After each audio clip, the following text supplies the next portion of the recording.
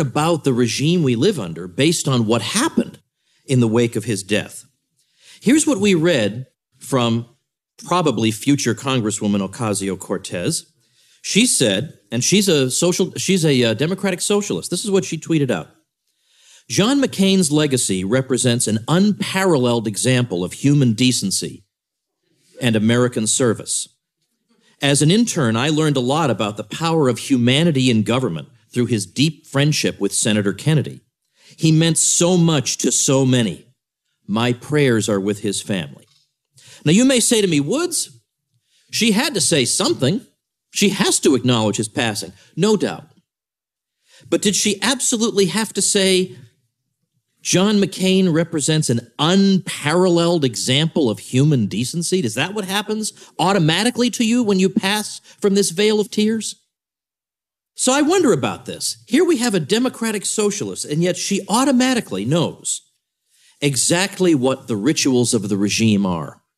That when one of its favorite sons passes, this is how you speak. Now, even if you thought McCain's war service was something to honor, then at least just go ahead and say that. But this language is bizarre and cultish, not normal. This is not the way normal people think. And so I thought this was an opportunity to reflect on the regime and the media culture. The Call to Freedom is coming up next, live after the news on the Liberty Radio Network at LRN.FM. From Keene in the Shire, the Liberty Media capital of the world, this is Daryl W. Perry, host of FPP Radio News for Thursday, October 4th, 2018. Silver is trading at $14.70 per ounce. Gold is valued at $1,201 per ounce. Zen is trading at $16, and the average price of Bitcoin is $6,558. Antiwar.com reports the U.S. government reacted angrily following a Wednesday ruling in which a top UN court ordered the U.S. to lift sanctions on the shipping of humanitarian goods to Iran. Secretary of State Mike Pompeo says the sanctions are a matter of national security and the U.S. is expected to ignore the ruling. Iran challenged the sanctions at the World Court, in part citing a 1955 treaty of amity between the U.S. and Iran. The U.S. has withdrawn from the treaty after the ruling, saying they should have done so long ago. The court in particular objected to U.S. restrictions on airplane parts, warning the U.S. was significantly threatening civilian aviation safety in Iran and the lives of people who fly. U.S. Ambassador to the Netherlands, Piet Hoekstra, indicated that the U.S. would ignore the ruling on the grounds that the court has no jurisdiction. The U.S. has repeatedly condemned the World Court in recent months, in great measure because of the number of lawsuits the U.S. faces at the court. Zencash has changed their name to Horizon to better represent their transition from a cryptocurrency to a pioneering platform that protects consumer data. They're working towards the day when anyone will be able to build privacy-based applications on the Horizon platform and generate income from them. This will allow Horizon to bring thousands of real-life services to the community, services that provide freedom, utility, and privacy. Learn more at horizon.global and join the Horizon community, HORIZEN.global. UPI reports General Motors and Honda are mounting a team effort to build an autonomous vehicle, according to the automakers on Wednesday. The company said the new self-driving vehicle will be produced at great numbers and sold worldwide. About $2.75 billion will be spent on the project over 12 years, $2 billion from Honda and $750 million from Cruise, GM's autonomous vehicles division. Mary Barra, CEO of General Motors, said, "Together we can provide Cruise with the world's best design, engineering, and manufacturing expertise and global reach to establish them as the leader in autonomous vehicle technology." GM President Dan Amon said the vehicle is the next evolution in the future of transportation. Kyle Vogt, the founder of Cruise, used adjectives like innovative, space-efficient, and multi-purpose to describe the new vehicle. The joint project will compete with other automakers already spending billions of dollars on self-driving technology. This week, Ford called for engineers of self-driving vehicles to develop technology to allow cars to let pedestrians know what moves they're going to make on the road. Born into a devastating world and raised among the crowd, the Cloudwalker assumes a new identity and begins the unrelenting quest for truth. In this epic journey, he discovers dark secrets about aspects of his previous life that he once trusted. Through the journal of the Cloudwalker, he shares both the traumatic hardships and the eternal beauties of his experiences. Fueled in the beginning by his unsettling thoughts and emotions, he learns how to find peace with everything he has woken up to. Dear Society by the Cloudwalker is available from Amazon.com and all major bookstores. Reuters reports millions of U.S. cell phones buzzed and beeped on Wednesday during the first test of a presidential alert system that would warn the public of national emergencies, such as an imminent attack. The test message from FEMA went out at 2:18 p.m. Eastern Time and triggered a loud tone, a special vibration, and a message that read, "This is a test of the National Wireless Emergency Alert System. No action is needed." A separate alert on television and radios was issued 2 minutes later at 2:20 p.m. Eastern. Officials estimated Tuesday that upwards of 225 million U.S. mobile phones and other devices like smartwatches would receive the alerts broadcast by cell towers, or about 75% of all such devices. Officials said they expected the alert would not reach all phones for a variety of reasons. Some people reported not getting the alerts or getting them on a delayed basis. U.S. cell phone users are not able to opt out of presidential alerts. The test alert was the most discussed topic on Twitter, in part because of President Donald Trump's propensity for sending tweets to his 55 million followers. During a conference call on Tuesday, government officials told reporters Trump would not personally trigger the alert from his phone or any other device, and emphasized that no president could wake up one morning and attempt to send a personal message. The test alert was sent by a device similar to a laptop from a FEMA laboratory. The beep of the test alert echoed through Times Square, causing some pedestrians to look up in confusion before turning back to their phones and continuing on with their day. This has been FPP Radio News. Online at fppradio.com. George W. Bush may be retired from politics, but he's keeping busy with his new hobby of painting. Today, the Picasso-in-chief tweeted his latest picture, a turkey sandwich and glass of lemonade in front of the ghost of the Iraqi child that follows him everywhere. Rebecca Mera has been following the flourishing art career. He's pretty good, Rebecca. Yeah, well, Rachel, Bush doesn't claim to be a great artist, but as he put it, not bad for an old man, huh? Not bad at all. He says he likes painting simple things he sees in everyday life, like his dogs, that dead Iraqi child. You can see that Bush's art is improving over time if you take a look. At first, he could barely draw the Iraqi child's transparent hands, but now they look much more realistic. Much more. You know, I'm not surprised that he's getting better. Bush practices constantly. And Laura Bush says he's more focused than ever, locks himself away for hours at a time, and won't talk to anyone while he's painting. Yeah. Makes you wonder if history will look back on Bush as a politician or the next Rembrandt. Up next, a study found that drinking red wine once a day can help the body get hammered. This is the Onion News Network. The Call to Freedom is an opinion show. It's meant for informational purposes only. It is not licensed financial advice. It is very important to do your own analysis before making any investment based on your own personal circumstances. You should take independent financial advice from a professional in connection with or independently research and verify any information that you hear from the Call of Freedom and wish to rely upon, whether for the purpose of making an investment decision or otherwise. I mean, come on, guys. Duh. It's a cryptocurrency investment and a political talk radio. Of course, it's opinions. Computers are online. I'm gonna start loading software. 5, 4, 3, 2, 1. Welcome to the Call to Freedom.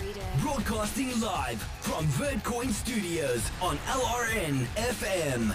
You're listening to Will. You will listen to every damn word I have to say! And Aria. Be afraid.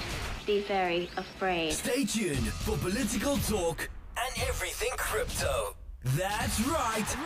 Broadcasting internationally on our BitPlus network satellite. This is the Call to Freedom.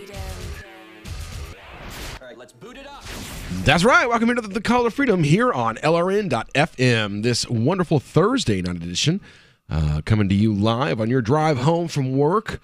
And, well, we're over the hump, headed down the hill, getting closer and closer to, this doesn't seem to be affecting anything. Anyway. One of those won't allow you to hear yourself if that's what you're having an issue with. One of the checks won't. I don't know why. I assume that's just the way it's routed. That's just weird. Is that good? There we go. Yeah. It was just really loud, and it didn't seem, however much I turned it down to nothing, it didn't get any softer. It was stuck. It's stuck on loud. So anyway. So yeah, it's me here today. We've also got across from me, Miss Aria DeMezzo, the Queen of Crypto herself, along with Mr. Tom Gray, our legal mind. How you doing over there, Tom Gray, in East Tennessee? What's the weather like? Allergic. That's what the weather's like. Scratchy throats. Me too. No, not that one. No, this is the different seasonal allergies. This is the one where it feels like there's a giant snot bubble inside of one side of my head, and it's pressing on my eyes and everything else. Pine pollen, yay. Forsythia, yay. Stuff dying and trying to take me down with it.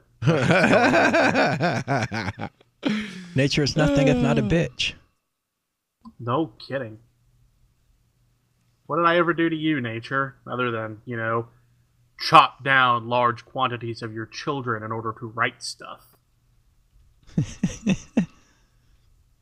Or eat animals from your land en masse, which I do. Yeah. Contribute to the methane problem by encouraging people to breed cows and then eating said cows, but not quickly enough to do anything about the methane. Oh no. Well, that's sort of an interesting issue, and it bears an interesting question of how much of the actual carbon situation that we have, whether or not it's been exaggerated, but how much of that would actually be mitigated if we had to, deforested 15% of the planet. Because that is kind of what trees do.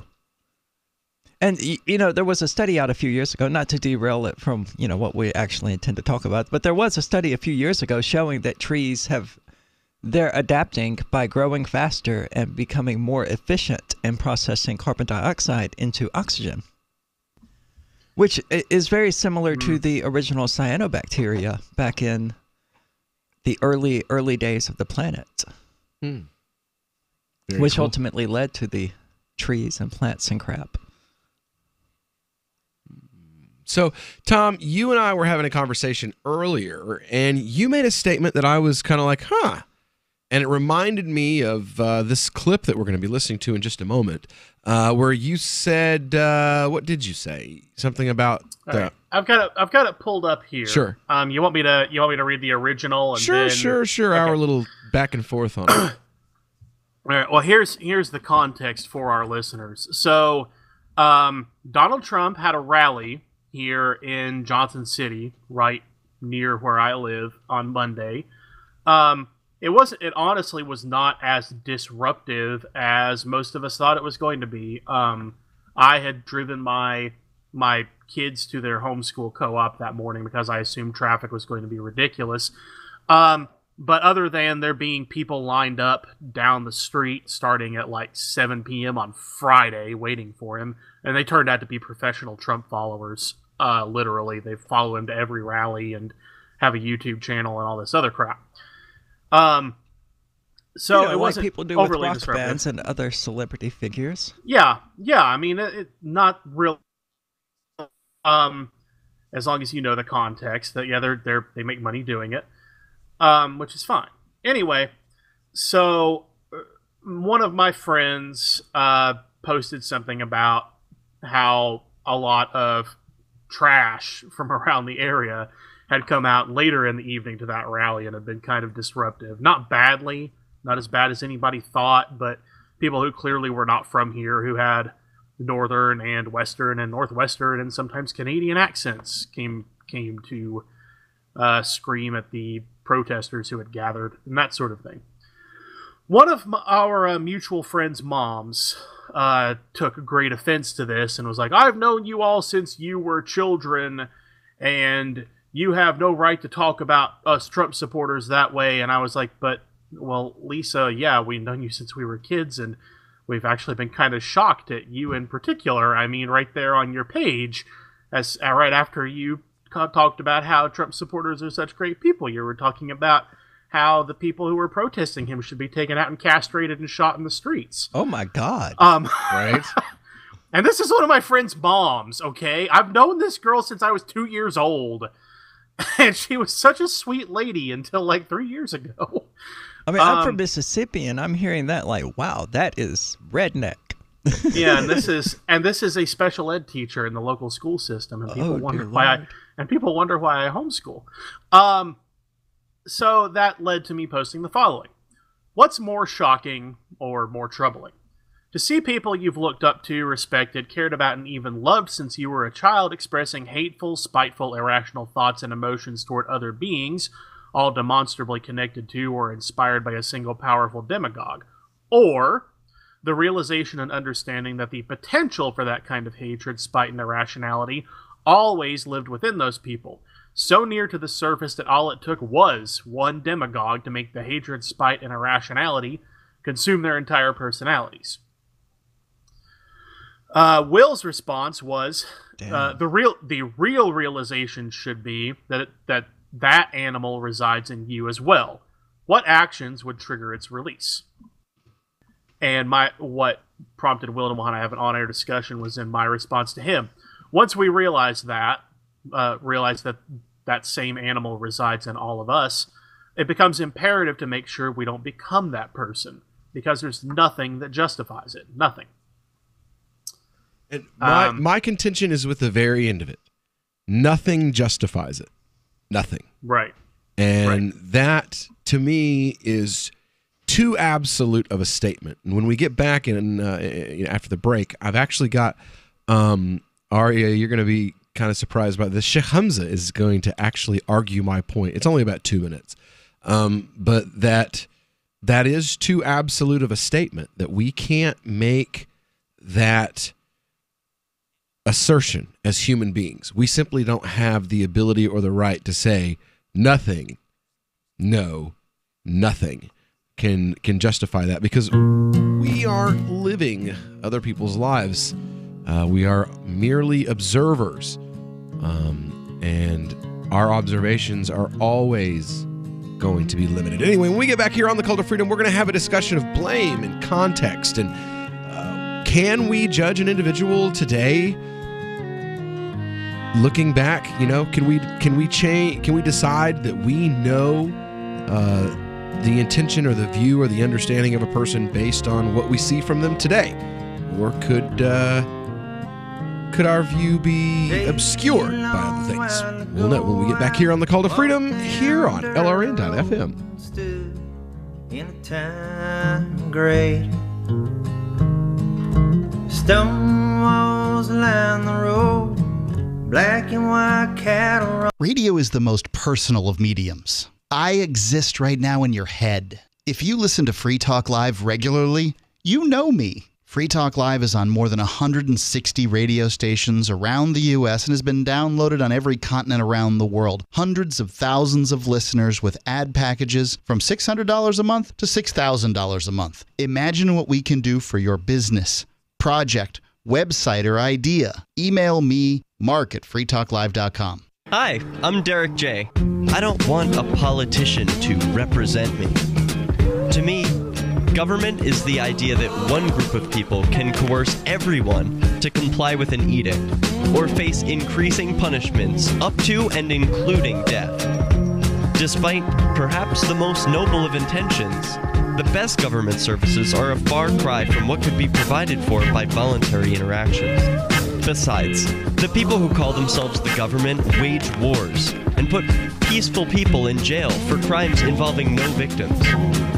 If Starbucks used some of its money to drop bombs, I wouldn't shop there.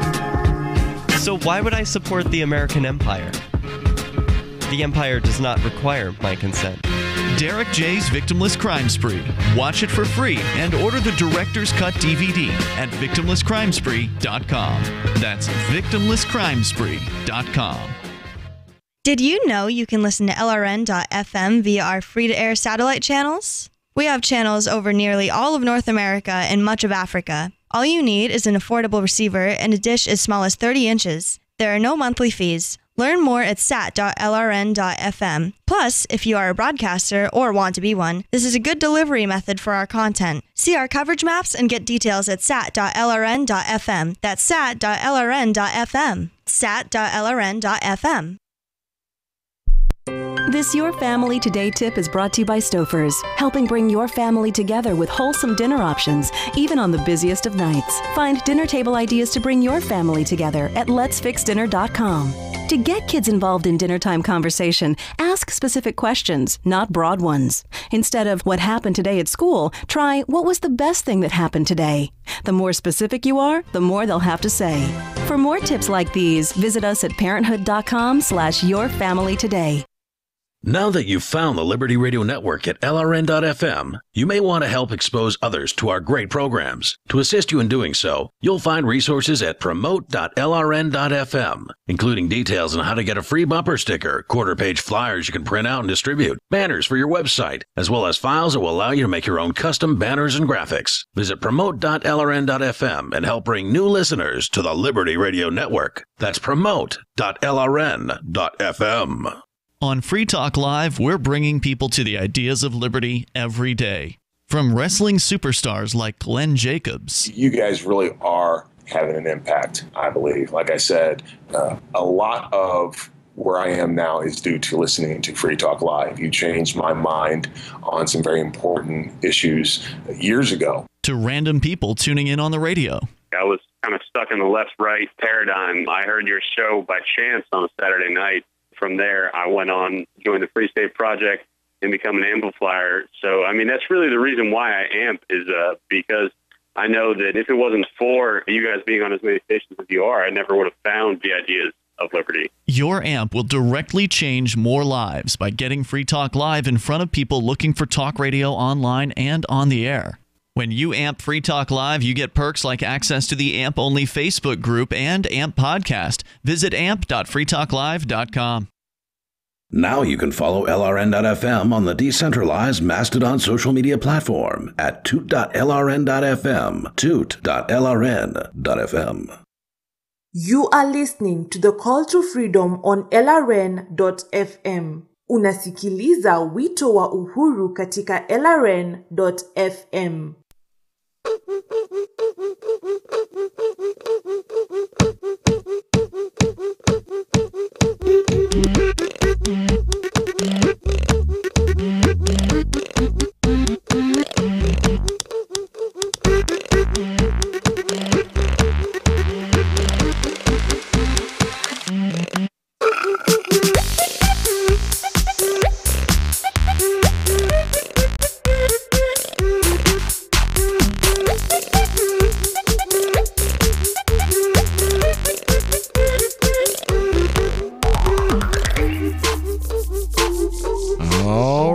Welcome back here to the Call to Freedom here on LRN.FM, broadcasting live from our Horizon.global studios here in beautiful Keene, New Hampshire.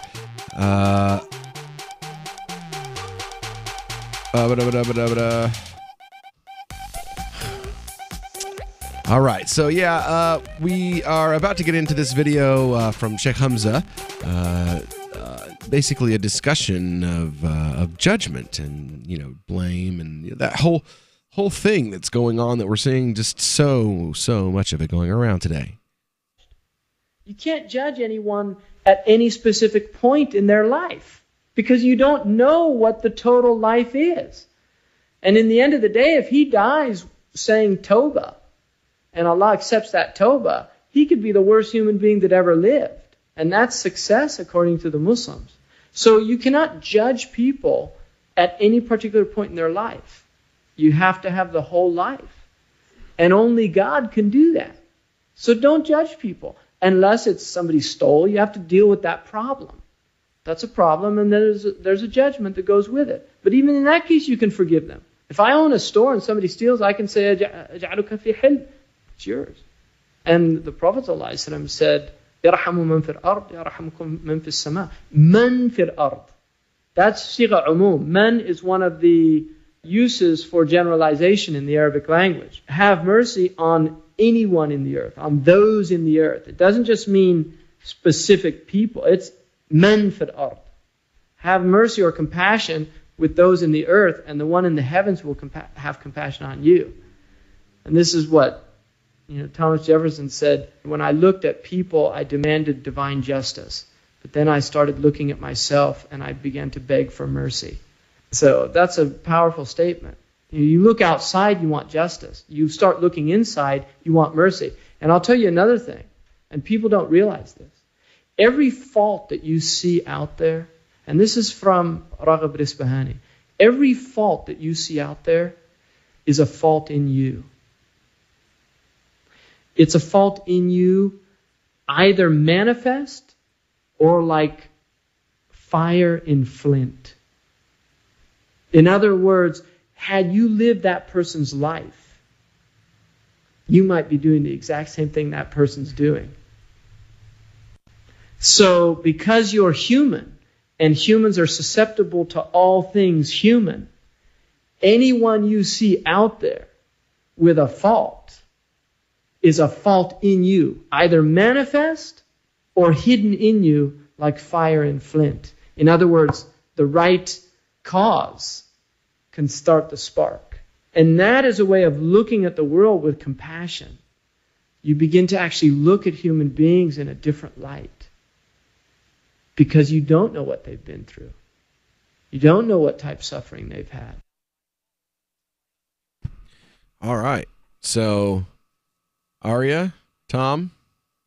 Well, Tom, you're the one that the argument's originally inspired by. So, what do you say? Sure, and I'm honestly having trouble seeing where you see the conflict, because he acknowledges right there in the middle of that not judging someone doesn't mean you don't deal with bad behaviors. He talks about the thief. You can deal with the thief by letting them go. He doesn't exclude the idea that you can deal with the thief by turning them to the authorities. There's what he's saying is you can't pass absolute heavenly judgment on someone, and you can't put yourself above someone.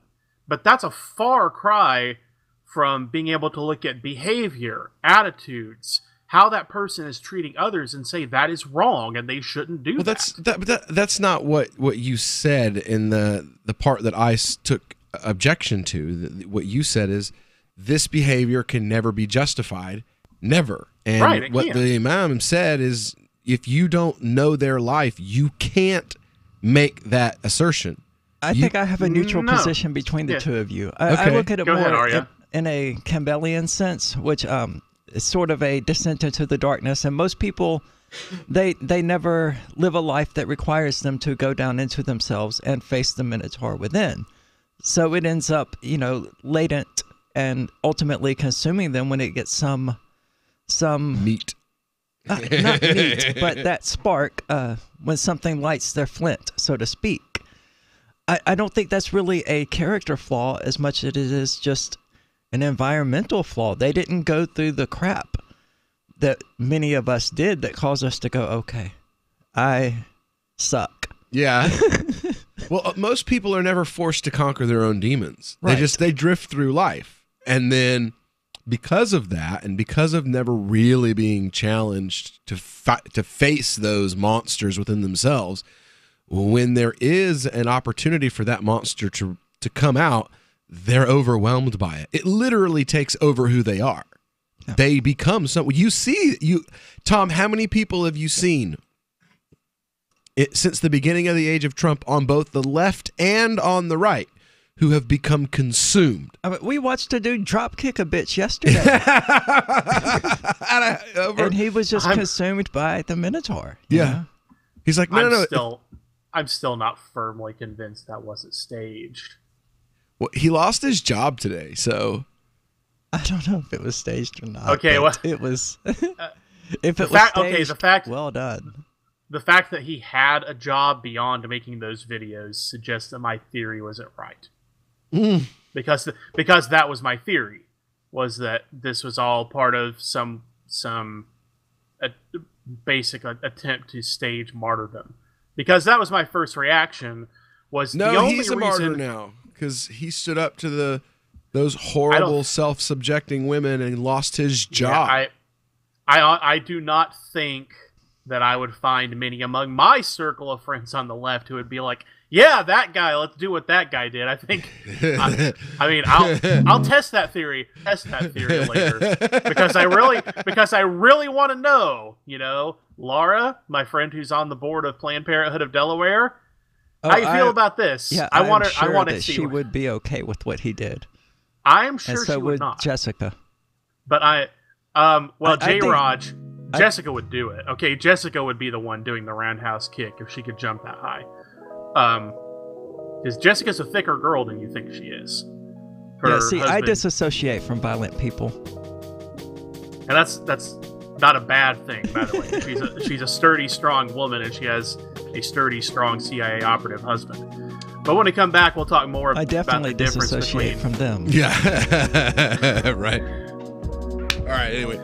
When we get back here, we can continue. Actually, I want to update. There's an update on that story that we covered yesterday where that douchebag kicked that lady in the chest. But we'll get into that when we get back here on the Call to Freedom on LRN.FM. The Free State Project has reached its goal of 20,000 liberty lovers who've pledged to move to New Hampshire and get active to achieve liberty in our lifetime. Perhaps you're trying to figure out what part of New Hampshire should be your destination. If so, consider Keene. You'll find more than 150 reasons to move to Keene at move.freekeene.com. Keene is famous for its historic, publicity-generating activism, as well as being the liberty media capital of the world. It's home to freekeene.com, New Hampshire's destination for liberty activism, news, and opinion. For years, we've been compiling over 150 reasons to move to Keene at move.freekeene.com, where you'll learn about some of what's happening here and what makes Keene a great place to live. If you love liberty, you'll probably enjoy anywhere you end up in the Shire. But do your due diligence first. Please visit move.freekeene.com for the full list of over 150 reasons to move to Keene. That's move.freekeene.com. What do you shop for that you could otherwise buy at Amazon? Pretty much everything, right? Amazon has competitive pricing and they deliver, and that's a big plus. If you could plan ahead in your shopping, would you be interested in saving up to 33%? There's a catch. You have to do your shopping in Bitcoin. But imagine those savings. It's like a huge raise. All you have to do is go to saveitpurse.com. We've saved thousands, and you can too. Plan ahead and save. SaveItPurse.com. This is Michael Dean from the Freedom Fiends. I've run websites since 1996 and have used over a dozen web hosts in that time. AgristHosting.com is the only one that hasn't broken my heart. Agrist Hosting's uptime and service is stellar, and their DDoS mitigation is the best I've seen. That's important because if you tell the truth in this world, you'll ruffle feathers. And some people will try dirty tricks to silence your voice. No matter what the haters hit us with, Agrist Hosting keeps our websites online. If you have a mission-critical commercial presence or a world-changing activism site, you cannot tolerate any skullduggery. So go with agristhosting.com. Have a WordPress or blog site, but you're not satisfied with performance or uptime? Or just want raw hosting? Want to pay with Bitcoin? Agrist Hosting specializes in high-performance hosting with personalized service. Go to agristhosting.com and click on the button that says Get Hosted. That's agristhosting.com. LRN.FM is proud to announce our official listening apps for Android and iOS devices. Now you can easily tune into our streams anywhere, anytime on your smartphone or tablet. Just visit apps.lrn.fm or search for LRN.FM in the Android or Apple app stores. Please download, rate us 5 stars, then share the link on your social media and let your friends and family know how you're listening to LRN.FM. Download it now, free at apps.lrn.fm. We have some good news. The indictments against Ross Ulbricht in the District of Maryland were dismissed with prejudice, meaning they can never be refiled. This is especially good because those indictments contain the only charge ever made that Ross engaged in murder for hire. This was a serious allegation that Ross Ulbricht denies. It was never prosecuted or ruled on by a jury, but was trumpeted by the federal government and the media as if it were proven fact. The Maryland court held these indictments for almost 5 years, poisoning Ross's case and leaving him under a cloud of unproven allegations. allegations. As explained in Ross's appeal to the Supreme Court, the fact that the judge used these allegations to give Ross a draconian sentence of double life without parole violated his Sixth Amendment right to a jury trial. Judges are required to issue sentences based on convictions decided by a jury, not unproven allegations never even charged at trial. Although this is a positive development, the dropped indictment will not set Ross free. Now, a presidential pardon is Ross's only hope of freedom. Sign the petition at freeross.org. freeross.org. This is the Liberty Radio Network, broadcasting the latest liberty-oriented audio content 24 hours a day at LRN.FM. You are listening to the Call to Freedom live on LRN.FM. تستمعون إلى نداء للحرية مباشرة على LRN.FM.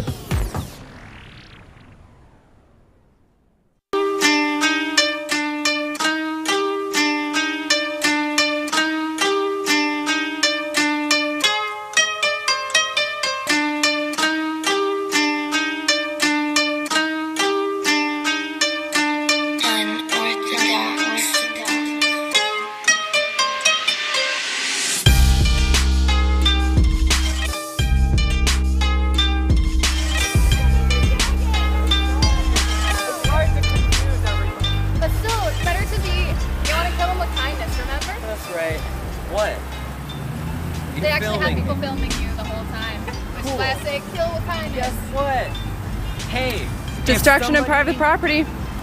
It's against the law. Somebody gets raped by somebody and they're like, I'm a 16-year-old and I can't have this baby. Think you should keep it? It's a baby. Yeah. If someone was raped and she gave birth and she decided to kill her 3-year-old child. I meant to get your phone. I hadn't heard that part. I meant to hit her phone. Well, dude, I thought your roundhouse kick was crap before. It's actually even worse than I thought. Bro, you are can't not even aim. You are not Jean-Claude Van Damme. You are not Bruce Lee. You may look like Tony Jaa would look after somebody beat him over the head with a shovel for a little while, but you are not Tony Jaa. You are not Donnie Yen. You are goofy feminist dude in just goofy. Just goofy. Purple pants. Like, yuck! Working at, that's right, a salon. There's a really awesome 3-letter word that perfectly would have encapsulated all of the ways in which you just described him. Yeah? Yeah. He's a fag. Oh, man. You self-hating LGBTQ. You are. You've internalized your oppression. Well, that douchebag got fired. That's right, fired for roundhouse kicking a woman at an anti-abortion rally. A man in Canada. That's clearly not fair. I mean, they didn't. I mean, she might have been lying about having claustrophobia because she got on a plane one time in 1989, and that would have completely undone what we just watched, right? I mean, that's the standard now for whether crime victims are telling the truth or not, and whether or not we should hire or fire people. What? Right. I didn't follow that anyway either. Anyway, it says here, according to... That's how people are treating Christine Blasey Ford. Oh, we long ago stopped paying any attention to that circus, man. Yeah. Well, I can't. It's kind of my career, so... I mean, it's not. It's your obsession. Yeah. I mean, if we're going to be honest about it. Oh, no. This because he's a... affects my career. No, okay. Well, it affects my career too, Tom. I mean, sure, he might get on the Supreme Court and he might make a ruling that's going to affect my job or the minimum wage or something. Yeah, but see, that's part of the obsession with politics that's going on in the United States today. Personalization. I mean, sure, it seems like this is something that He didn't rape her. He raped me. It's about my victimhood. I don't know how many people I've heard. Well, it goes so far beyond personalizing it. They're like, I'm a victim. How long ago did this happen? 12 years ago. Jesus. No, you're not. Not anymore. I mean, if you claim that you are, then, by all means. But, some of us are adults and we move past things that happen in our lives. Like when your dad dies and it's a horrible thing that happened, but some people never get over it. Some people do. I don't think it's even really about that. I think they're just using that as an excuse to facilitate their obsession with politics in general. I've seen victimhood as the excuse du jour for all bad life decisions. You know, like I'm poor and live in the projects because my cousin tried to touch me when I was 16. You know, like, bitch, you are 52. Get over it. Grow up. I can't. I just can't. Okay, well, you know what? That's you. You know, you are the one who are deciding to let something that happened, 40 years ago run your life today. Some of us that were victimized as teenagers, we grew past that, and just decided, oh, bad things happen to people. Yeah, that's, I've got a friend that her brother died when she was in high school, and that was the end of it. She never could cope with life ever again. I'm like, you're 37 years old, honey. That's pathetic. Get over it. I had people vanish, I feel like unsolved mysteries type crap when I was in middle school, and I didn't obsess over it. I feel like Will wasn't even listening to Sheikh Hamza's clip for a second. Because, this is exactly what Sheikh Hamza told you not to do. Yeah, I know. I've seen this. Rob is showing us golden Bitcoin chocolates that we covered on the air a couple weeks ago. I don't think Will is judging as much as he is commenting. Oh, he's judging the I'm saying, look, crap out of people. I'm judging based on myself, though. I was sexually what happened to if what happened to Christine Blasley had happened to me, I would probably be a much better and more well-rounded human being than I am today. Because or you might not. You don't know. I'm sorry, being pinched versus being tied up and raped for 11 hours, little bit different. I'm was it pinched? What the hell kind of characterization is that? Because the second one literally physically happened to me at 15 years old, and she had some guy shake his dick in her face. I mean, that's not Christine Blasey Ford, for one thing. Christine Blasey Ford was held down by two men, had her mouth covered so she couldn't scream, and had a man try to strip her and rape her. Was she raped? Luckily, no. Okay, so again, if I had just been assaulted and not raped for hours, then I probably would be a little less crazy than I am today. But I don't use that as my crutch. I have, moved past that. I mean, it's literally something my wife probably doesn't even know about it. I've only brought it up in the last couple weeks because of the fact that it's like, look, being a victim is your choice. You choose to never move past it. Or you choose to look at other people who said, I'm not going to move past my victimization, and use it as a crutch for the rest of their life and decide, you know what? I'm not going to mimic that destructive behavior. I'm going to grow and move past and define my life by the fight, not by the, what's the word when you give up? The surrender. The surrender, exactly. Okay. By most measures, she did move past it for the most part. She earned a PhD. She has a career. She's married now with children. Not according to her. She's like, I can't do. I have all of these other triggering mental issues and all this other stuff. Sure, and she lives around them, but she hasn't been crippled, and she's not, just laying on a couch living in a trailer park like you were describing. She for the most part has lived a more or less normal life despite having those issues, which sounds like what you're wanting her to do. It sounds to me like she moved past the victimization and now she wants to use it as a political tool later in life. I mean, it's not exactly working. I'm suspecting that the left thought this was going to be a lot easier than they did, but I don't understand why, because it didn't work with Clarence Thomas. It's not really easy for her. They literally did the exact same thing. They did the exact same thing to Clarence Thomas. I mean, at least they had the rationale in the 90s to try to find something that had happened within that decade.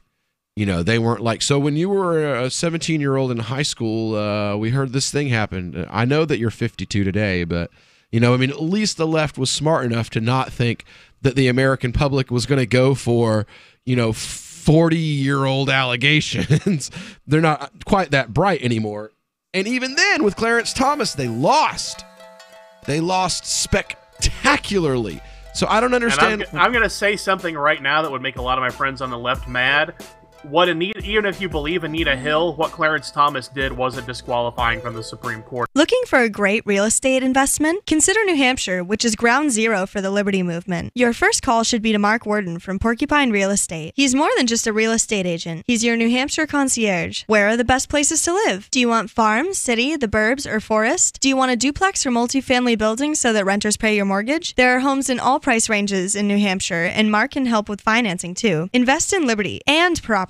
Mark Worden can help. PorcupineRealEstate.com Is spreading the message of liberty, cryptocurrency, and peace around the globe worth $2 per month to you? As you may already know, in addition to our internet feed, LRN.FM broadcasts on free-to-air satellite across North and Central America, as well as Sub-Saharan Africa. And we've been available on satellite for free 24/7 since 2010. The LRN.FM free-to-air satellite signal is reaching some of the most oppressive regimes in the world, and there's no doubt our ideas are making an impact. You can learn more about the channel's impact by watching the 3-minute video at fund.lrn.fm. If you'd like to help free minds globally with our ideas of liberty, cryptocurrency, and peace, you can donate as little as $2 per month via fund.lrn.fm.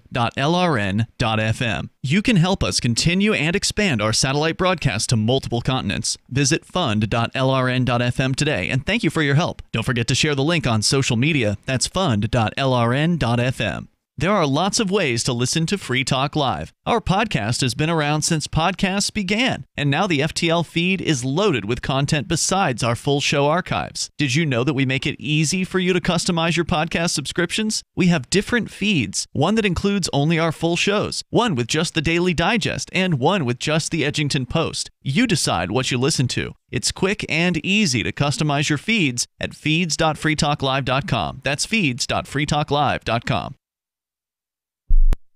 Are you tired of governments murdering people around the world? Stop using their money. There is an alternative. Bitcoin is a stateless, free market, non-political currency. Bitcoin cannot be inflated or controlled by any government. By using their money, you are helping the state. Stop doing it. You have an incredible alternative available now. Learn it, use it, spread it. Get started with Bitcoin at bitcoin.com. That's bitcoin.com. LRN.FM now has a Discord. Discord is a free text and voice chat platform, and we now have our own server with a bunch of channels at discord.lrn.fm. You can join other listeners as they chat about various things during our live shows, or anytime, day or night. Discord software is available cross-platform, so you can have it on whatever device you want and take your chats anywhere. Join our Discord at discord.lrn.fm. That's discord.lrn.fm. It's the Onion Radio News. A crazy man announces plans to stand in a doorway and yell at cars. This is Doyle Redland reporting. Dennis Fife, an Alhambra, California crazy man, held a press conference today to announce his intention to stand in the doorway of the office building at 2600 Kenilworth Avenue and yell at cars all day. At approximately 9:30 a.m. on the day in question, shortly after I finish lunging at dogs, I will proceed to the front steps of the Simmons building and yell loudly for 9 hours. The screaming will be broken by a 15-minute fit of rigid catatonia, most likely in the late afternoon. Among the topics Fife plans to address during his 9-hour rant, the ace of diamonds, bookshelves, the man trying to kill him, plastic bags in trees, Trapper John M.D., and papers everywhere. Doyle Redland for the Onion Radio News, online at theonion.com. This is the Onion News Network. You can sign up to receive the latest about the Liberty Radio Network via our email updates at updates.lrn.fm. That's updates.lrn.fm.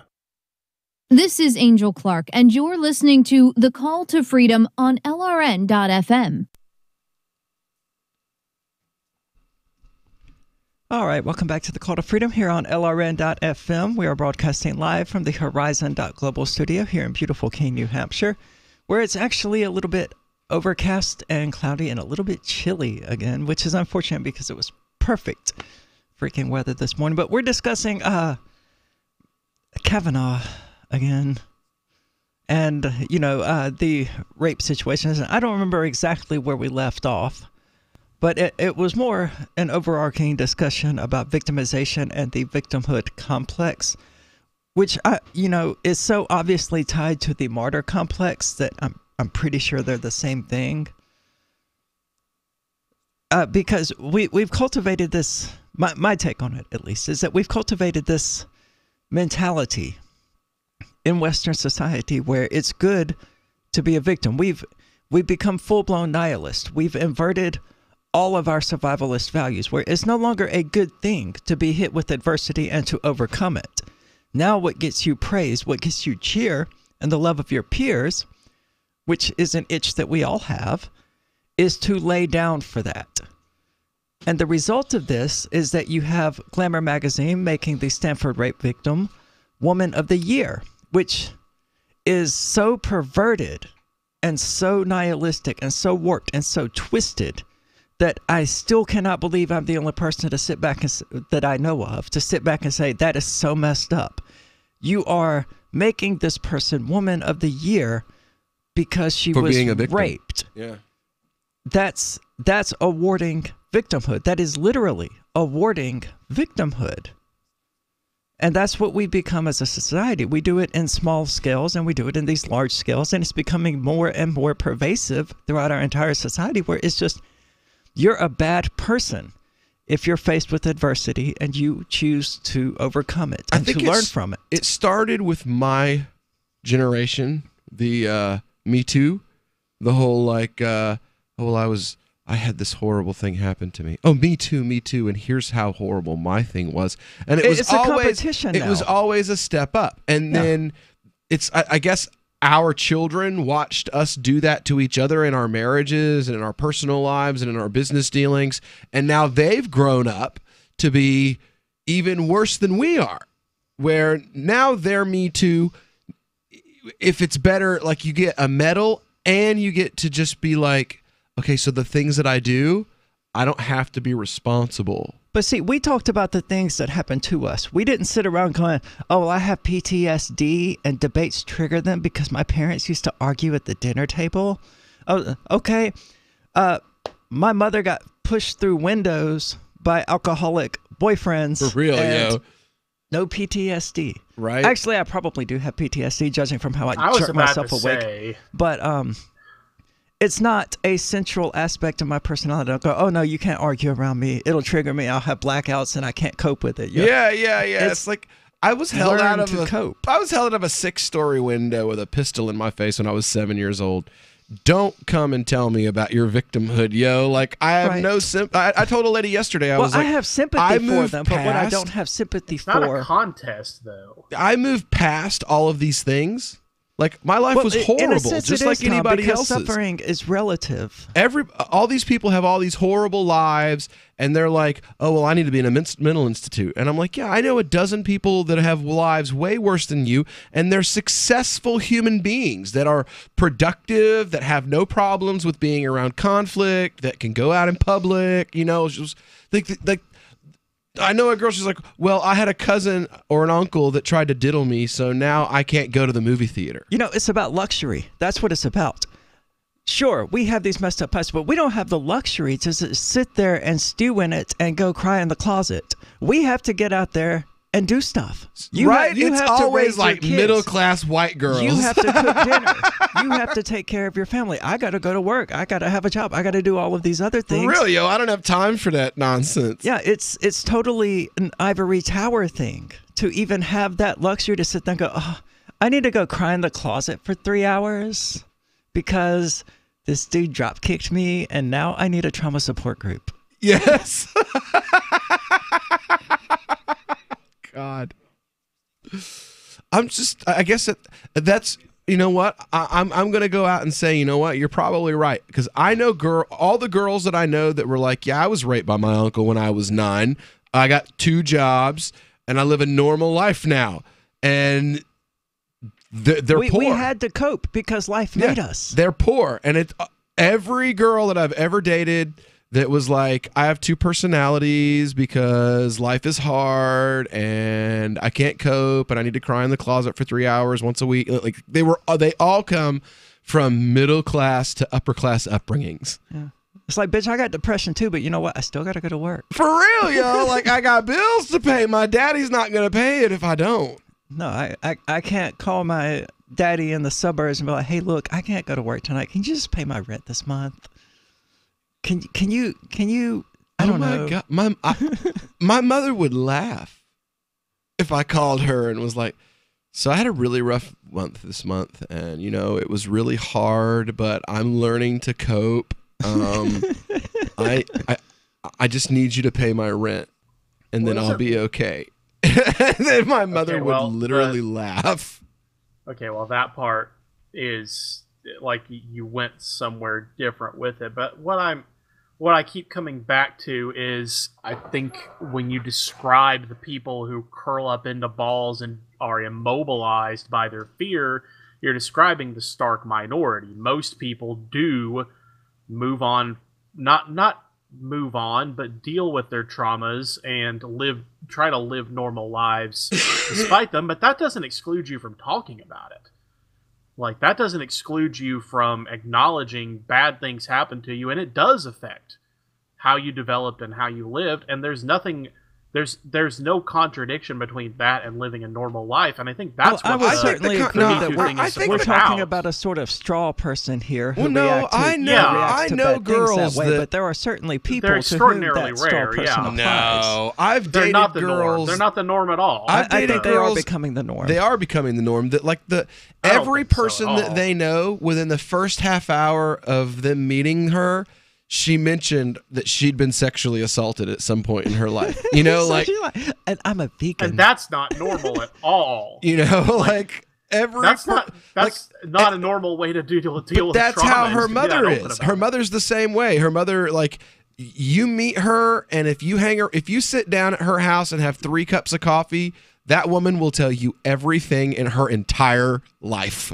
And okay, well, let me. Well, you just then want let to me- shoot let me yourself. contrast. Let me contrast that though, because you are criticizing that person, and I would say rightly. However, on the other side, we've also heard criticism levied at someone who internalized an attack for 35 years, went and got a PhD, had a She career, didn't internalize had a it. successful marriage. She didn't internalize it. She told her Yes, she friend. did. She No, didn't talk about it until 2012 with her own husband. Because there If was you no were point in Dr. talking about this thing that Well, happened she to her told when her she was friends in high about it, and school. she was on No therapy point before talking that. to her husband about it? Dude, half of the people I've that been I've married for known 10 years. My intimately wife have did no not idea know that what my mother happened was to me murdered. until a week ago. Yeah. I've been married And for a now she decade. does. Yeah, she's been married longer than you have, and it took about that long, exactly 10 years. She was married in 2002. Yeah, but and were came up there in no therapy in were there no 2012. contextual reason to even discuss it? She still would not know, because to me it's just something that happened that isn't an important part of my life. Well, even before that, I mean, she shared with him that she did have, claustrophobia and Who doesn't? primarily the claustrophobia. I But, won't there's ride claustrophobia, elevators. and then there's real claustrophobia. There's not riding elevators, and then there's second door in your house because you don't like being in rooms with a single exit. Like that's abnormal claustrophobia, or have. I don't think that would even having qualify as issues flying. claustrophobia. That'd be just paranoia, yo. Yeah. I don't want to be in a It's- room that doesn't have 2 exits. That's a form of paranoia, like real clinical claustrophobia is. If I have legit claustrophobia or not, having I'm sure studied Bin what it Laden actually only means. wanted to But- be in rooms with at least 2 exits. But In hindsight, at least. so as this, the fact that she internalized it and tried to She move didn't on with her life internalize is it, now though. being Hold on, used hold against on. her. Those are two It's entirely being used against her that she didn't talked to her report friends it. about Please. it. Those are two entirely different Oh, things. she just went to therapy. Hold on, Tom. Those are two entirely different Leave things. her. Internalizing it is internalizing it. Coping with it and moving on, that's not internalizing it. Internalizing it means to make it a part of you. That's what it means to internalize something. But to just keep it to yourself and grow from it. But what I'm saying is the person who didn't talk about it is being disbelieved now, whereas the person who won't shut up about it, do you believe her? That's an entirely different issue. Not really. I don't so which is the right way to go? Don't be full of crap is usually the right way to go. Anyway, we'll be... Since time began, tyrants have taken aim at personal liberties. Now there's a movie that aims back. The government has no more right to tell us what to put in our bodies than they have to take our guns or tell us what books we can read. 6 drug police were eaten by bears while raiding a marijuana farm. On your knees, you dirty hippies! Jesus. On your knees! What's the problem, officer? Today, many cops who enforce pot laws do so only because it provides them with cushy jobs, good benefits, and a chance to push people around. I was an undercover narcotics officer. The drug war is nothing but a farce. The Second Amendment says you gotta keep you and your gat intact. Guns and Weed, The Road to Freedom. A film by Michael W. Dean and Nima Vadadi. DVD available now at gunsandweed.com or on Amazon. That's gunsandweed.com. Makes the perfect gift. Remember, that's gunsandweed.com. The LRN.FM social media channels have been revamped. We've eliminated Facebook and focused on other platforms like Twitter and Mastodon, the decentralized alternative to Twitter. On our accounts, you'll find posts from multiple LRN.FM show hosts together in one place. Follow us on Twitter at twitter.lrn.fm, or better yet, move to the decentralized Mastodon social media platform at toot.lrn.fm, toot.lrn.fm. I think you'll like it.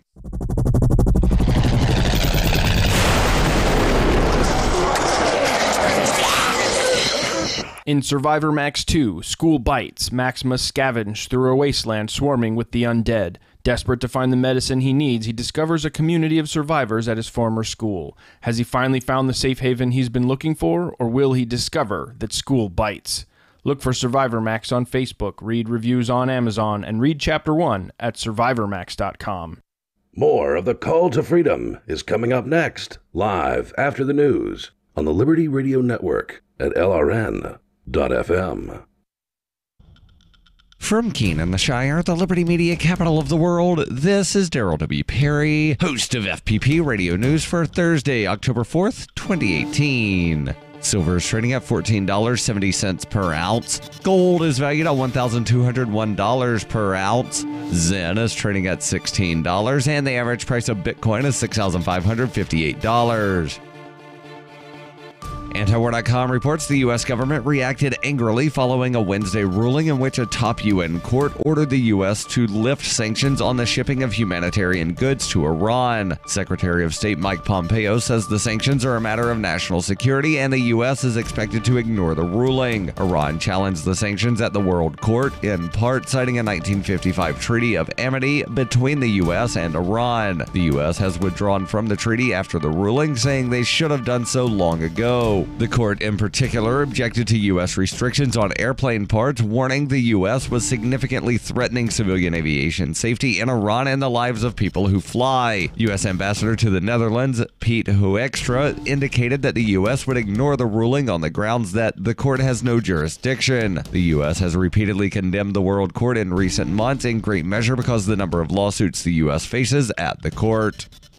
Zencash has changed their name to Horizon to better represent their transition from a cryptocurrency to a pioneering platform that protects consumer data. They're working towards the day when anyone will be able to build privacy-based applications on the Horizon platform and generate income from them. This will allow Horizon to bring thousands of real-life services to the community, services that provide freedom, utility, and privacy. Learn more at horizon.global and join the Horizon community, HORIZEN.global.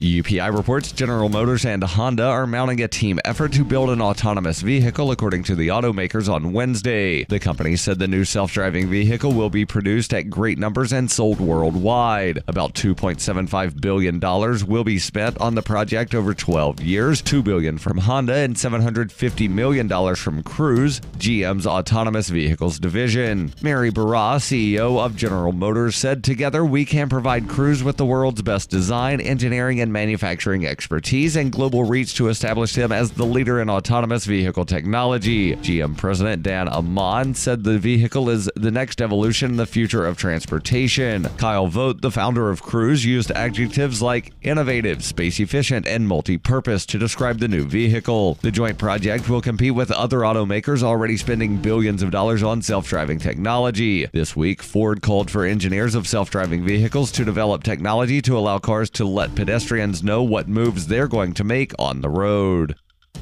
Born into a devastating world and raised among the crowd, the Cloudwalker assumes a new identity and begins the unrelenting quest for truth. In this epic journey, he discovers dark secrets about aspects of his previous life that he once trusted. Through the Journal of the Cloudwalker, he shares both the traumatic hardships and the eternal beauties of his experiences. Fueled in the beginning by his unsettling thoughts and emotions, he learns how to find peace with everything he has woken up to. Dear Society by the Cloudwalker is available from Amazon.com and all major bookstores. Reuters reports millions of U.S. cell phones buzzed and beeped on Wednesday during the first test of a presidential alert system that would warn the public of national emergencies, such as an imminent attack. The test message from FEMA went out at 2:18 p.m. Eastern Time and triggered a loud tone, a special vibration, and a message that read, "This is a test of the National Wireless Emergency Alert System. No action is needed." A separate alert on television and radios was issued 2 minutes later at 2:20 p.m. Eastern. Officials estimated Tuesday that upwards of 225 million U.S. mobile phones and other devices like smartwatches would receive the alerts broadcast by cell towers, or about 75% of all such devices. Officials said they expected the alert would not reach all phones for a variety of reasons. Some people reported not getting the alerts or getting them on a delayed basis. U.S. cell phone users are not able to opt out of presidential alerts. The test alert was the most discussed topic on Twitter, in part because of President Donald Trump's propensity for sending tweets to his 55 million followers. During a conference call on Tuesday, government officials told reporters Trump would not personally trigger the alert from his phone or any other device, and emphasized that no president could wake up one morning and attempt to send a personal message. The test alert was sent by a device similar to a laptop from a FEMA laboratory. The beep of the test alert echoed through Times Square, causing some pedestrians to look up in confusion before turning back to their phones and continuing on with their day. This has been FPP Radio News. Online at fppradio.com. It's the Onion Radio News. The nation's last remaining themeless restaurant has closed. This is Doyle Redland reporting. A once vibrant era came to an end today when Pat's Place, the nation's last themeless restaurant, closed its doors in Cedar Rapids, Iowa. During the heyday of themeless restaurants, Pat's Place achieved a certain amount of notoriety for its unique non-themed food items and unadorned atmosphere. But according to owner Patrick Baines, the times have changed. Lately, we've had only a handful of people coming in to gawk at our posterless walls and mundanely named menu items like hamburgers or pancakes, and then they go someplace like the Rainforest Cafe or Johnny Rockets to actually eat. Plans are now in the works to convert the Pat's Place location into Cedar Rapids' 7th Patty O Touchdown Sports Bar and Good Time Internet Grill. Doyle Redland for the Onion Radio News, online at theonion.com. This is the Onion News Network. The Call to Freedom is an opinion show. It's meant for informational purposes only. It is not licensed financial advice. It is very important to do your own analysis before making any investment based on your own personal circumstances. You should take independent financial advice from a professional in connection with or independently research and verify any information that you hear from the Call of Freedom and wish to rely upon, whether for the purpose of making an investment decision or otherwise. I mean, come on, guys. Duh. It's a cryptocurrency investment and a political talk radio. Of course, it's opinions.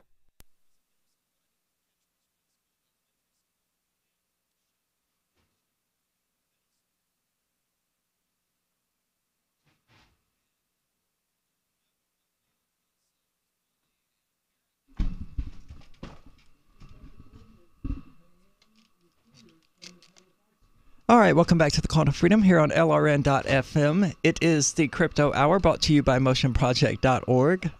Sorry for the minute or so of silence. We were... Yeah, pretty much. We were engaged in a conversation about Keene's attempt to increase the tobacco age to 21. Yeah. Well, here's my argument. This is what we do next. If they pass the law, then we pass a petition around and get a hearing like this one on banning recruiters from high schools. Because if you're not old, if 21 is too young to decide whether or not you want to smoke, 16 is definitely too young to decide whether or not you want to throw your life away to the American war machine. I mean, well, I'm serious. I'd like to be out on Main Street right now giving away free cigarettes. To 18-years. Here you go. Yeah. Go smoke There's this no in front patch. of the government building. There's no patch that's going to bring your legs back from Iraq. But you know, they don't look at these college kids as anything but a source of revenue. That's all they are. Cannon fodder. Well, no. The Keene Police Department raised like $88,000 last quarter just from finding college kids. Yeah. I mean, it's ridiculous. And that's why I want to. You were talking about a different form of exploitation. My bad. No, it's all the same. Well, no, the businesses here do it as well. That's why I want to hit the college kids with flyers like, hey, you can go vote, and I won't allow you to be exploited.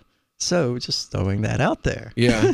Because there's enough college kids to make that happen. Oh, there is. I think that's part of the reason why they want to get rid of them is they realize that the college is a big enough voter pool that it can be a threat to their positions. Yeah, and I'm sure they're sick of being exploited because, oh my God, the businesses do it too. They get arrested every single night here in Keene. Every single night for dumb crap. They didn't do anything wrong. Just escort them back to their dorm and say, hey man, you need to sleep this off.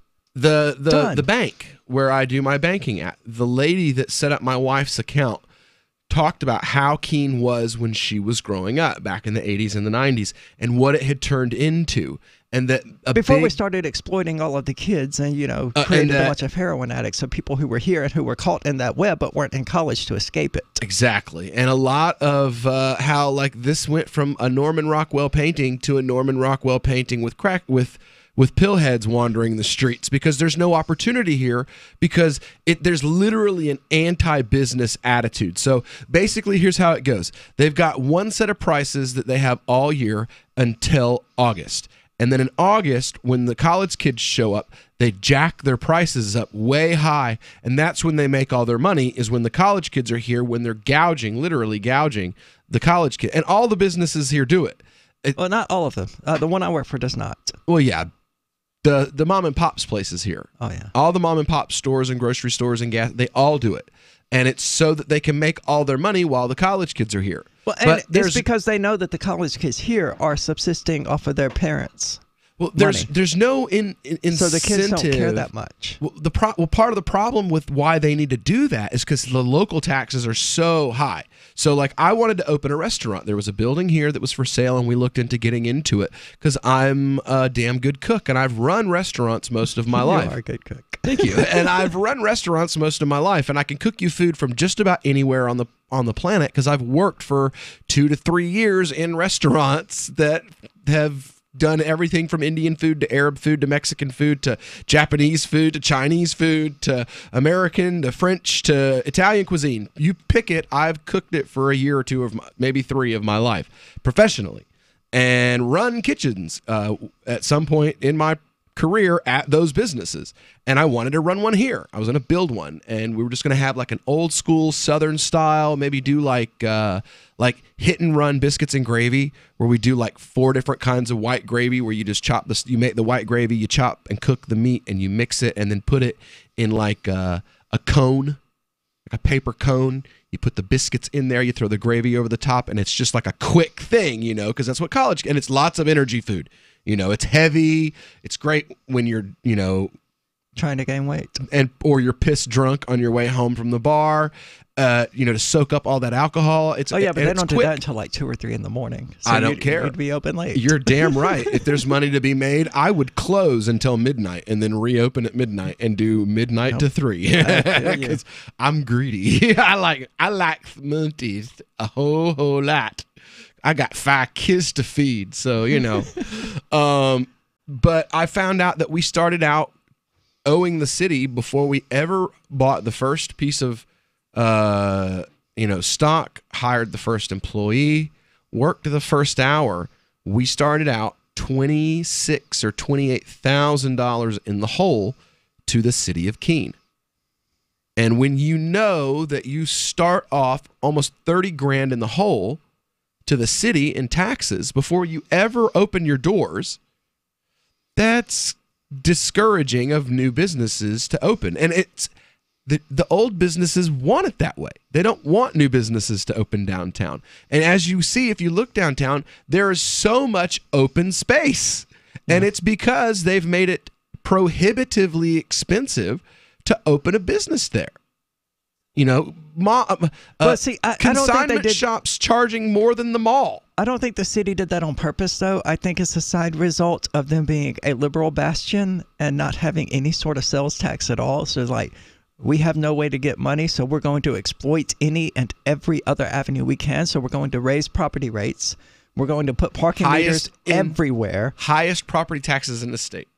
We're going to charge obscene licenses. We're going to essentially drive the cost of rent up to $1,500 a month for an apartment. It's obscene. For a studio. Yeah, I've never seen rent prices as high as they are in Keene. And it's because the property taxes here are so high.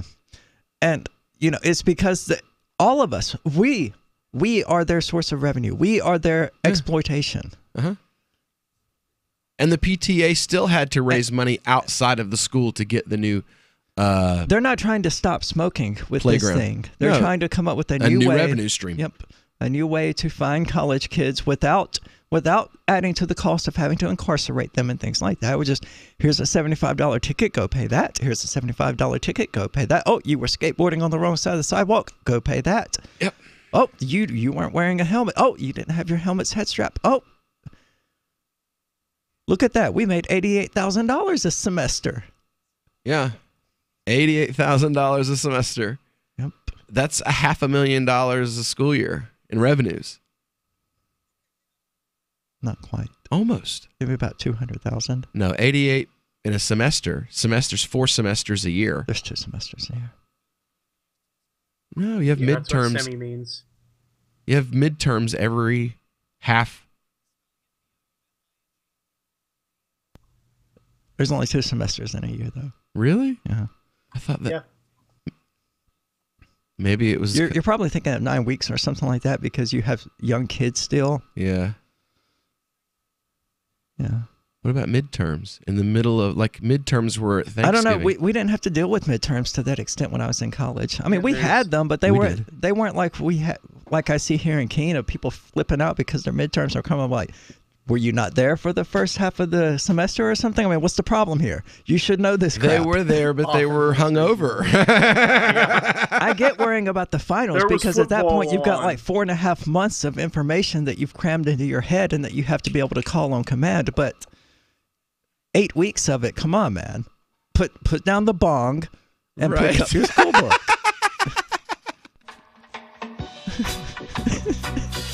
Something about crypto is coming up, though. Yeah. When we get back here, the guys behind AnyPay were able to get some a business here in New Hampshire to take Dash to buy a car. That's right, a new Ford Fusion paid all up front in Dash. We'll get into that when we get back here on the Call to Freedom here on LRN.FM. I love My Magic Mud. I drink a lot of coffee. I had stains on my teeth. Then I found My Magic Mud, and I was told it would remove stains. So I paid attention when I brushed the first time. My Magic Mud is black tooth powder, and the difference it made in my teeth in one application was noticeable. With 4, my teeth were as white as you normal folks out there. Please go to mymagicmud.com and buy a jar. There's 150 applications for $25. You can use Bitcoin, mymagicmud.com. A congressman recently revealed that legislation totaling 2,900 pages and involving more than $1 trillion was available to members of Congress for less than 48 hours to study and consider. That's over 60 pages of legislation per hour. Do You think anyone read the entire bill? I'm Jim Babka with DownsizeDC.org. Consider a proposal buried in a 3,200-page, $388 billion bill, which would have empowered committee chairmen or their agents to examine Americans' tax returns. When this horrible provision came to light, no one claimed to know how it got into the bill. One congressman questioned said, "I didn't write it, I didn't approve it, I wasn't even consulted." If your attorney represented you this way, he might be disbarred. But this is how Congress represents you every day. That's why DownsizeDC.org has created the Read the Bills Act. You can force Congress to read their bills before they pass them at DownsizeDC.org.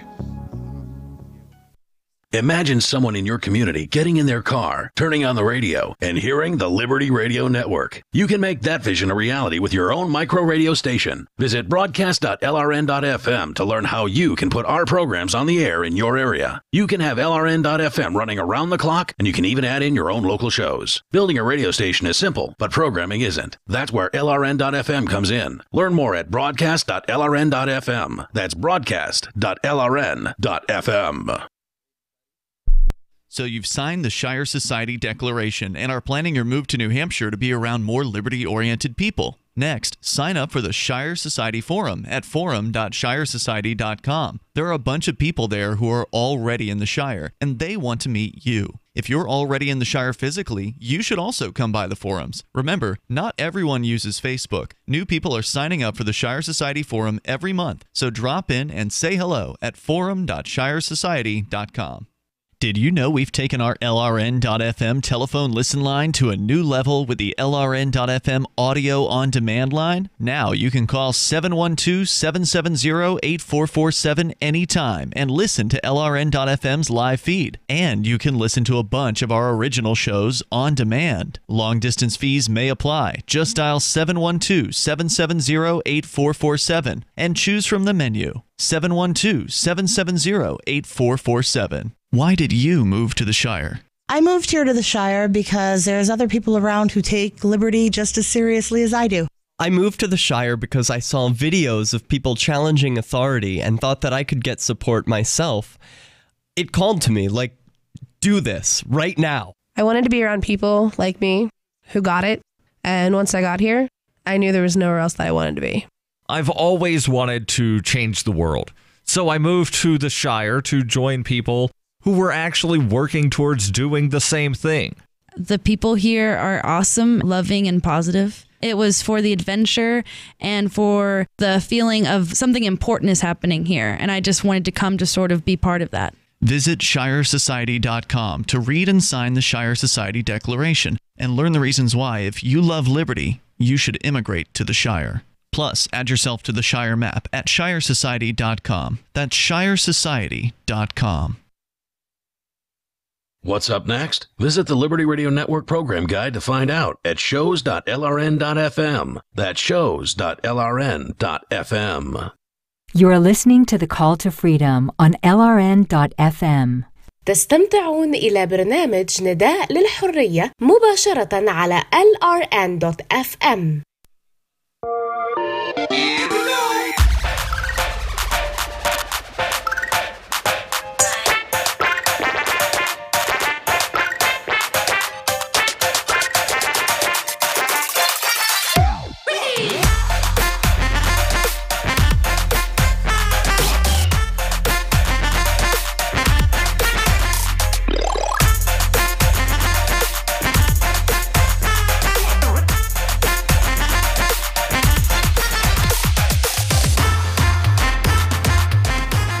All right, welcome into the Call to Freedom here on LRN.FM. It is our Crypto Hour, brought to you by the Motion Project over at motionproject.org. And, well, I got some cool news here for you guys. Now, we're going to be talking to these guys while we are at the New Hampshire Blockchain and Digital Asset Conference. We're going to be broadcasting live from the event 2 days next week, Wednesday and Thursday, I believe it is.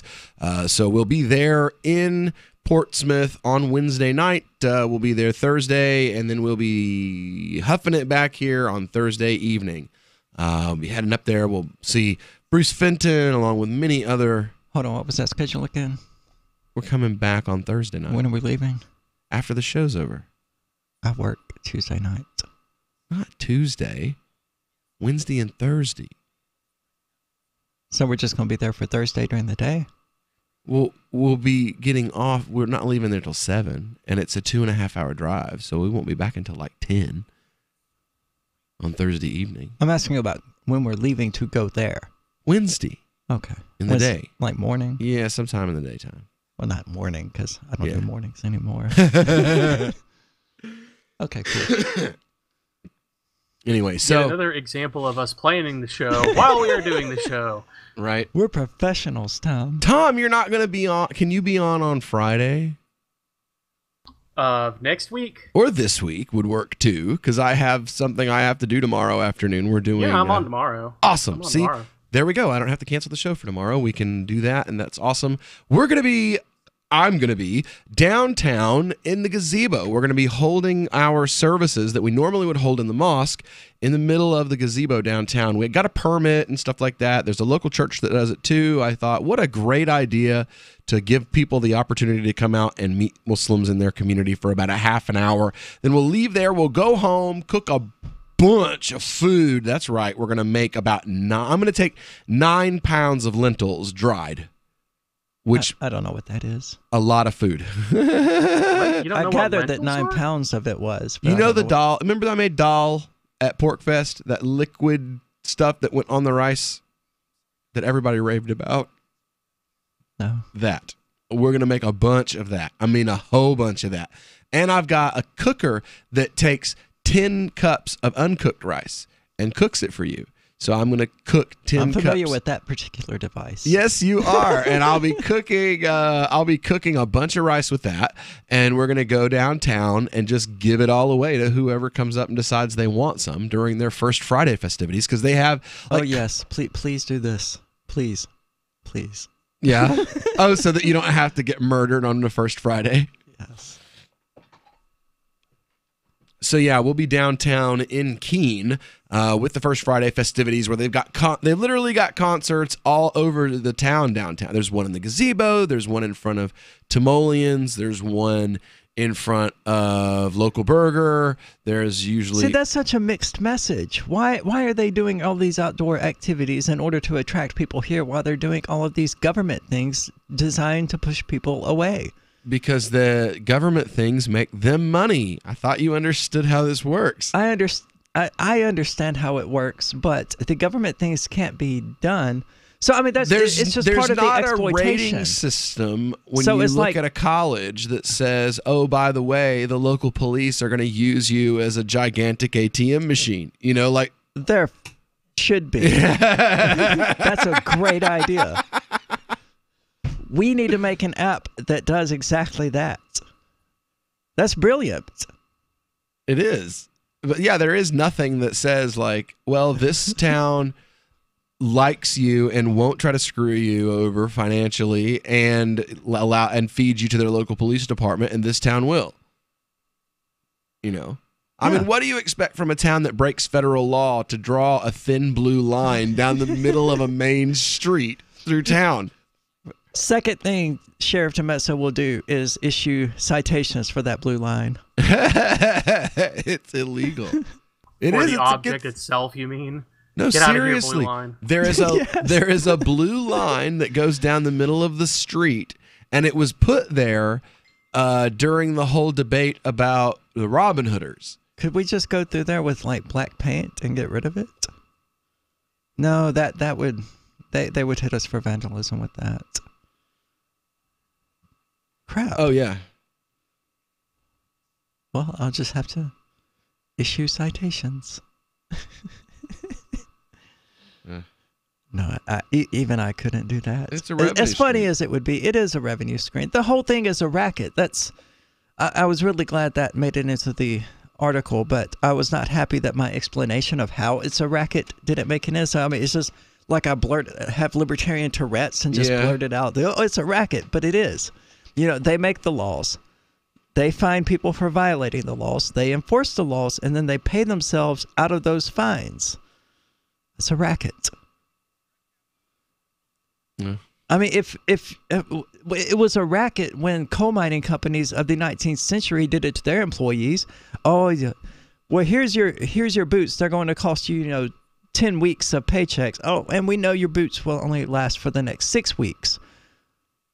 And we'll have to, take that out of your pay as well and replace your boots early and just let you dig your way deeper and deeper and deeper.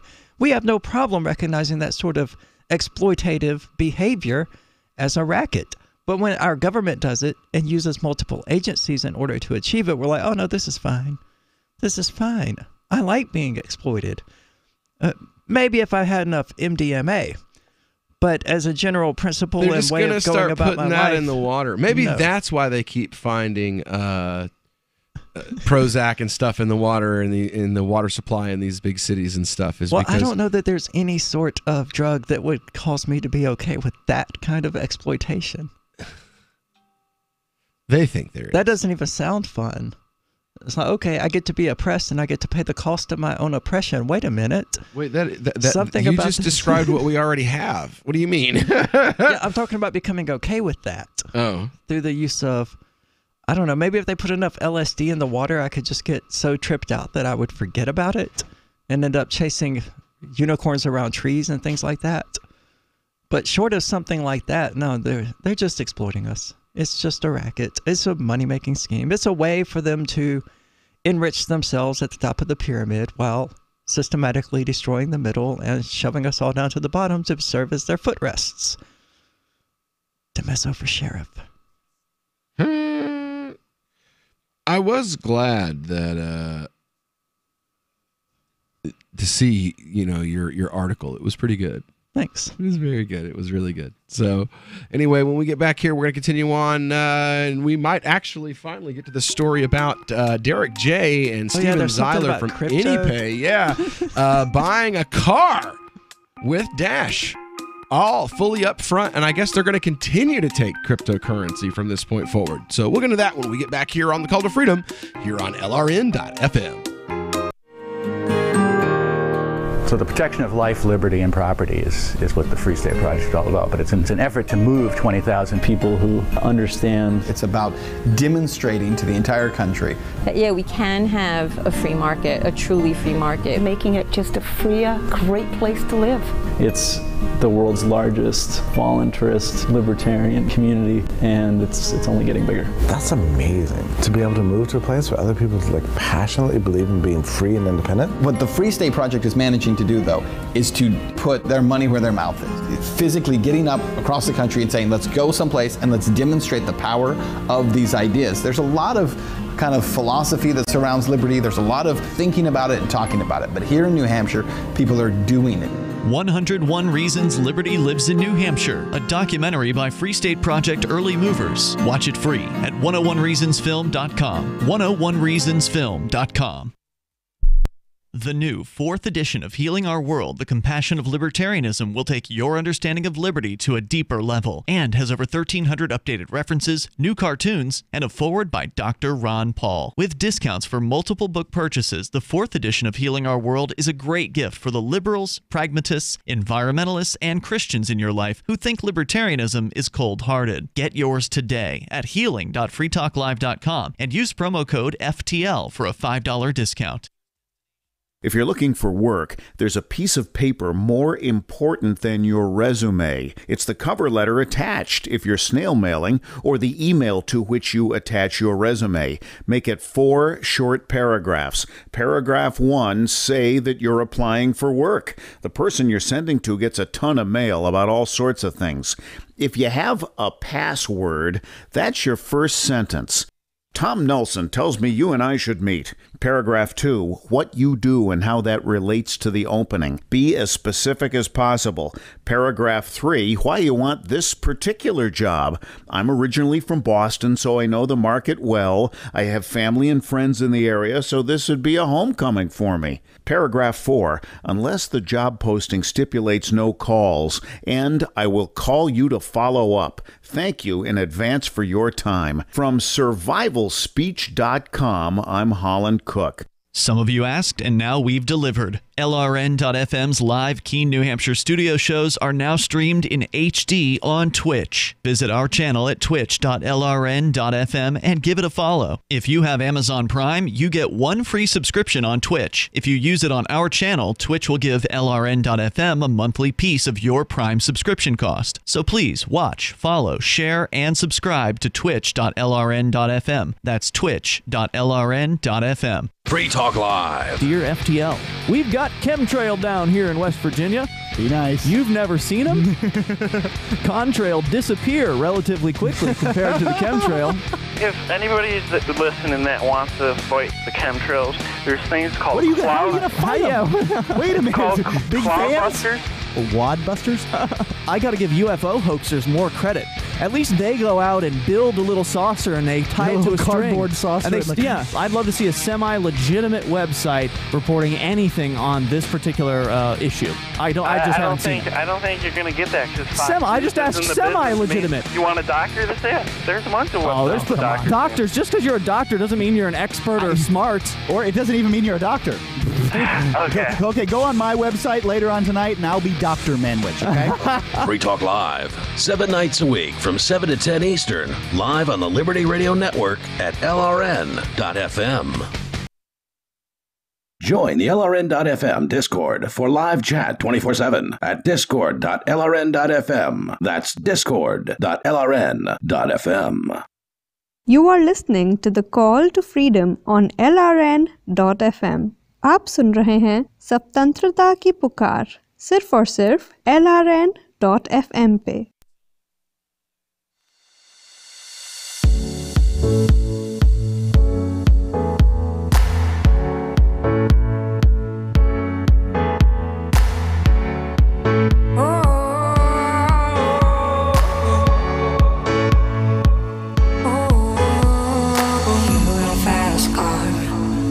To get to anywhere, maybe we'll make a deal.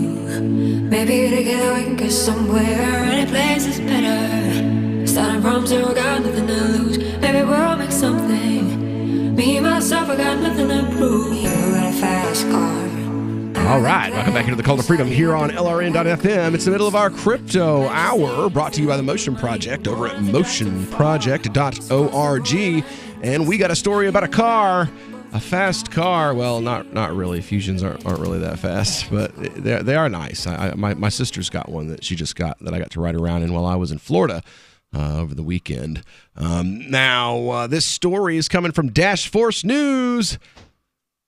A major auto dealership in New Hampshire has begun to accept Dash for payments and has sold its first Dash car and is running a Dash exclusive promotion. Auto Fair in Merrimack, New Hampshire, recently began accepting Dash payments, one of the first major retails in the region to do so. The first vehicle sold for Dash in 2012, a 2012 Ford Fusion, was paid for upfront entirely in Dash. The purchase was made in person via a mobile wallet to a merchant's tablet, which was running the AnyPay cryptocurrency point-of-sale app. Additionally, the dealership is running a promotion through the AnyPay system to provide Dash back to the next 4 car purchases, giving an extra 5% of the purchase price to the merchant and 5% back to the customer, for a total of 10% of the car's value, capped at $1,000. This initiative was funded by the Dash Treasury and is intended to incentivize retail Dash purchases. According to AnyPay CEO Steven Zeiler, the emergence of larger items such as vehicles for sale for Dash represents the next stage in its development as a real-world currency. Quote, buying a vehicle with Dash signifies the next phase of digital currency adoption as we transition to a world where permanent, durable, expensive capital goods can be purchased with private digital cash. Contrast that with the Bitcoin pizza of infamy, or restaurants, theater tickets, ephemeral, low-priced goods. The next phase is access to financing with cryptocurrency, financing homes, apartment buildings, cars, and other capital equipment. Auto Fair is perhaps the largest retail location merchant in New Hampshire to accept Dash payments, which tends to come common among smaller shops and cafes. Late last year, a car purchased for Dash and Bitcoins was recorded, though it was a private sale and not through a major dealership. AnyPay has a strong ground game responsible for much of Dash's New Hampshire presence. New Hampshire's high concentration of Dash accepting merchants and commercial activity can largely be traced back to AnyPay and its team members' consistent pitching of Dash to merchants.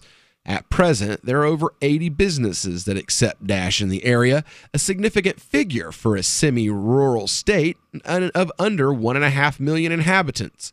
AnyPay created one of the first viable point-of-sale apps, and its team approached dozens of merchants individually to accept Dash. According to AnyPay's Derek J. Freeman, this consistent approach has personal motivations as well. Why do it? Because I want to live in a world where I can buy anything I want with private digital cash. Dash's success in New Hampshire has been the focus of a great deal of media attention, including countless articles, several documentaries, and a CNN news segment. But money talks louder than words in the world of merchant adoption. Convincing merchants to accept cryptocurrency has been a nearly decade-long struggle since Bitcoin's inception in 2009. Examples such as Dash's rise in Venezuela and New Hampshire stand out because of this. One reason for a merchant to accept cryptocurrency is to open up a new field of potential customers. However, according to Freeman, actually following through with promises of purchases can lend a lot more credibility in the merchant's eyes. They were talking about it, considering the possibility, and no one could do it or make them bite and make them do it. And I said, okay, I'll do it. I'll buy a car, but only if they take Dash. And we help them understand there's a whole network of customers who want to use Dash. You genuinely have to try and buy something. Globally, over 3. Dude, not everyone is sitting around with enough Dash to go buy a brand new car with all of the money. It wasn't brand new. It was a front. 2012, you know. It's a 5-year. In our world, yeah, in our that's world, brand it's new. brand new. Yeah. I drive a 93, so globally, you realize that's a 7-year-old car. Yeah. I drive a 93 though. I drive a 99.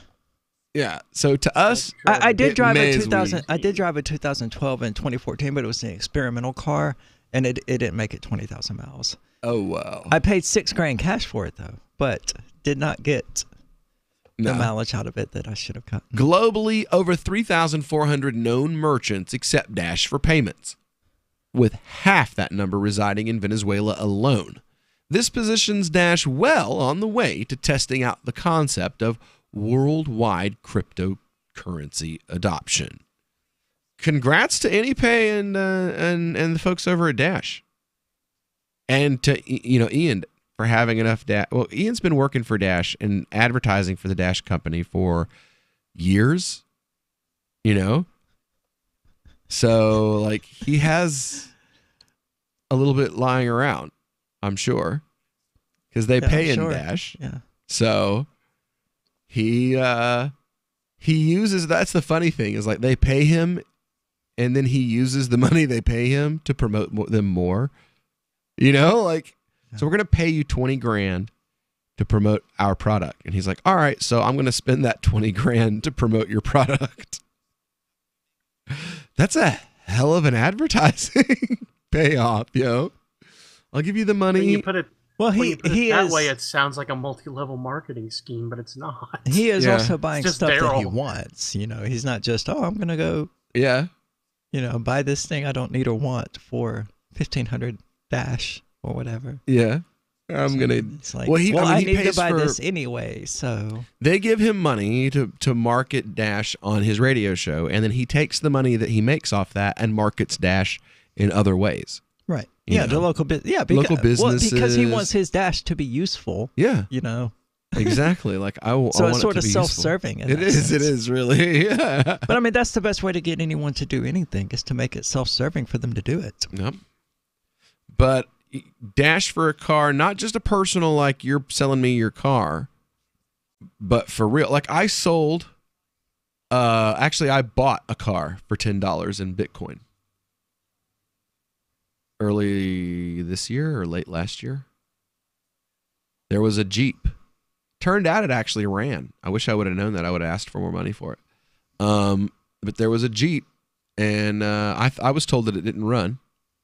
And we sold it for $300, but I paid $10 in Bitcoin for it, I think. Nice. So I bought a game that my friend made using Dogecoin, and he did really well from that. I bought a Bitcoin. I spent my Bitcoin gold on a Bitcoin Core shirt. I know you did.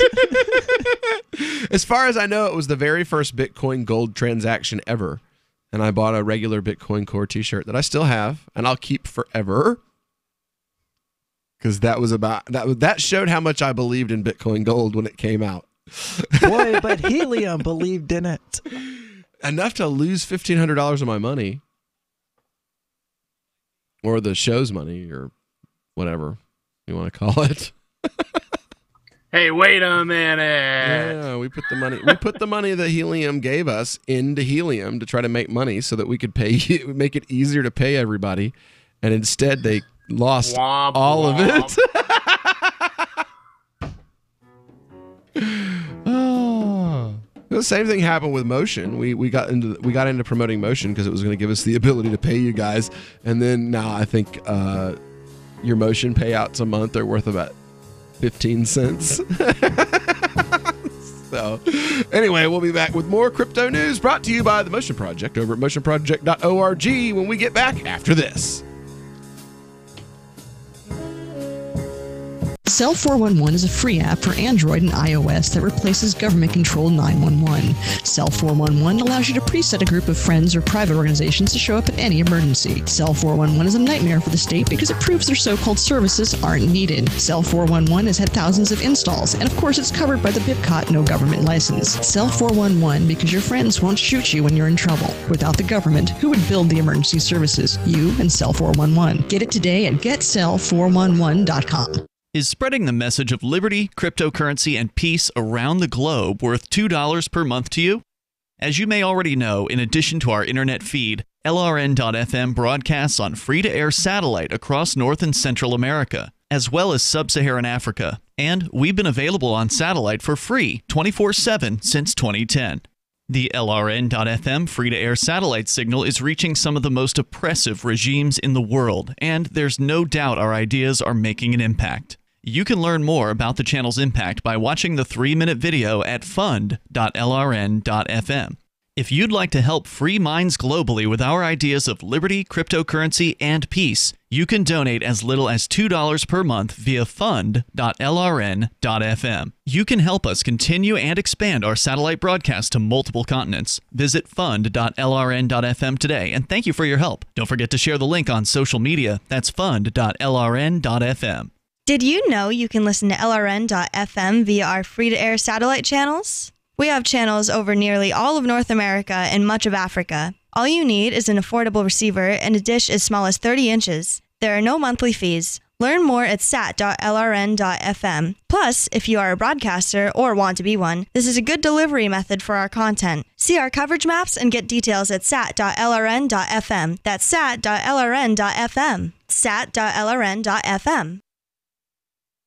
We've all heard about blockchain assets like Dogecoin, Ether, and Ripple. Bitcoin isn't the only player in the blockchain game any longer. And for those of us wondering how to get our hands on these digital assets, finally, there's a solution. Shapeshift.io allows you to buy and sell between your digital assets and Bitcoin instantly between your own digital wallets. I've used it with ease. Shapeshift.io. There's no account or email address needed. You send them the crypto you want to sell. They send back the crypto you want to buy. It's that easy. Shapeshift.io.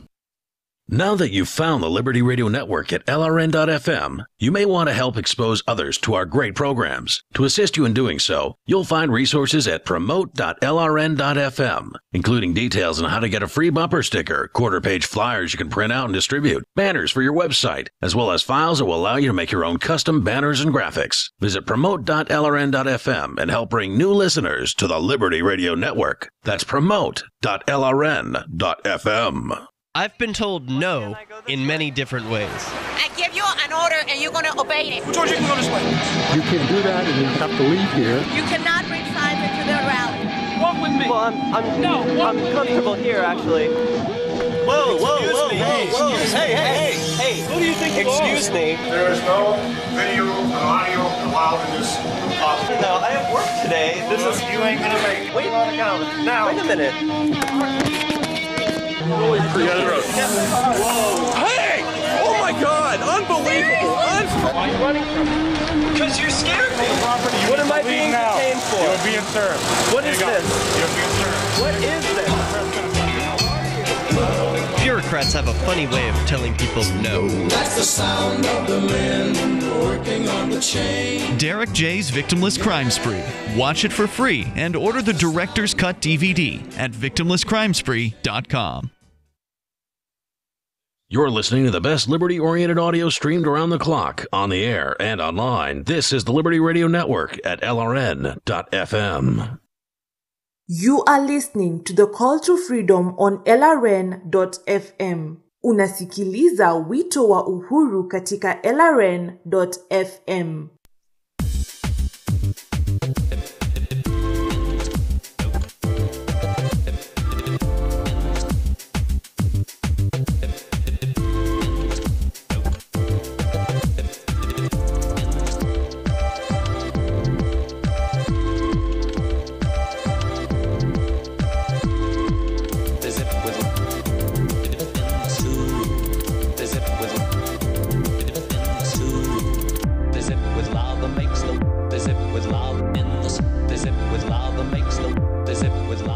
All right, welcome back into the Crypto Hour here on Call to Freedom here on LRN.FM.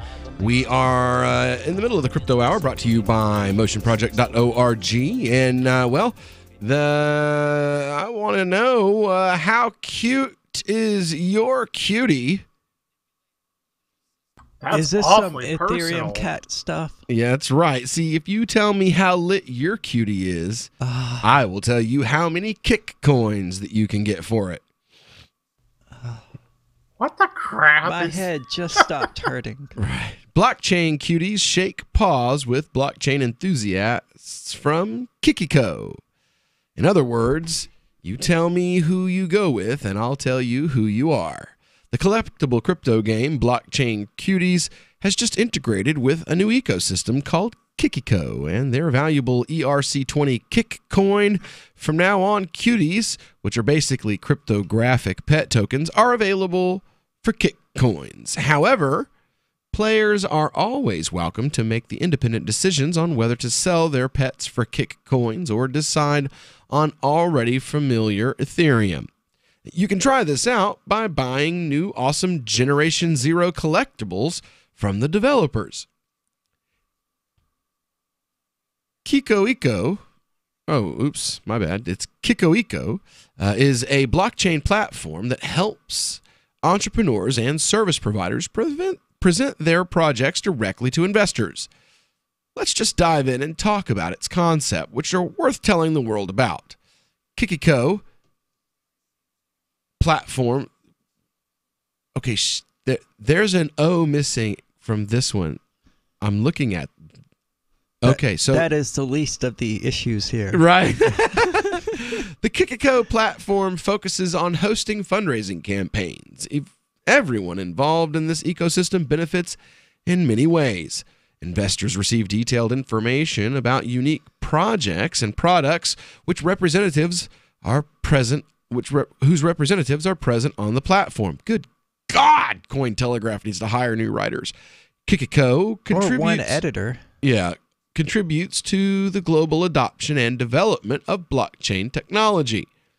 Indeed, it's a promising and reliable diversification for blockchain cuties, as their collectibles are meant to be carefully bred and then sold or transferred. Oh, no, we're talking about breeding Finally, animals. This is the era where crypto and property are coming together. Blockchain cuties make it real with their collectibles. Now, you can buy cuties in Ethereum. Go ahead. Or Kik coins. The cutest game ever is being fair to its players. As its CEO, Vladimir Tomko, says, we use a precautionary principle when choosing the portfolio of coins for blockchain cuties. Every other token you will find listed on our gaming platform worth calling a valuable asset. Time out. I have to address something you said a minute ago. Okay. The cutest crypto game out there is the one that chick is making. What was it called? Oh, yeah. Kawaii Crypto. Kawaii Crypto, yeah. That is the cutest. Okay, I'm sorry. You're not going to beat that Zencash kitty. For real? You're not going to. It's not happening, babe. You can forget it. No matter what you make, no matter what you design, from now until the end of the planet Earth, that Crypto Kitty will be the cutest thing anyone has ever put into a video game. Even though it's wrong now. Oh my God, she'd have to change the logo is. I mean, I don't think the logo is still the same. No, the Horizon.global's logo looks like the Obama symbol now. Oh, that's right, it does. Can't believe.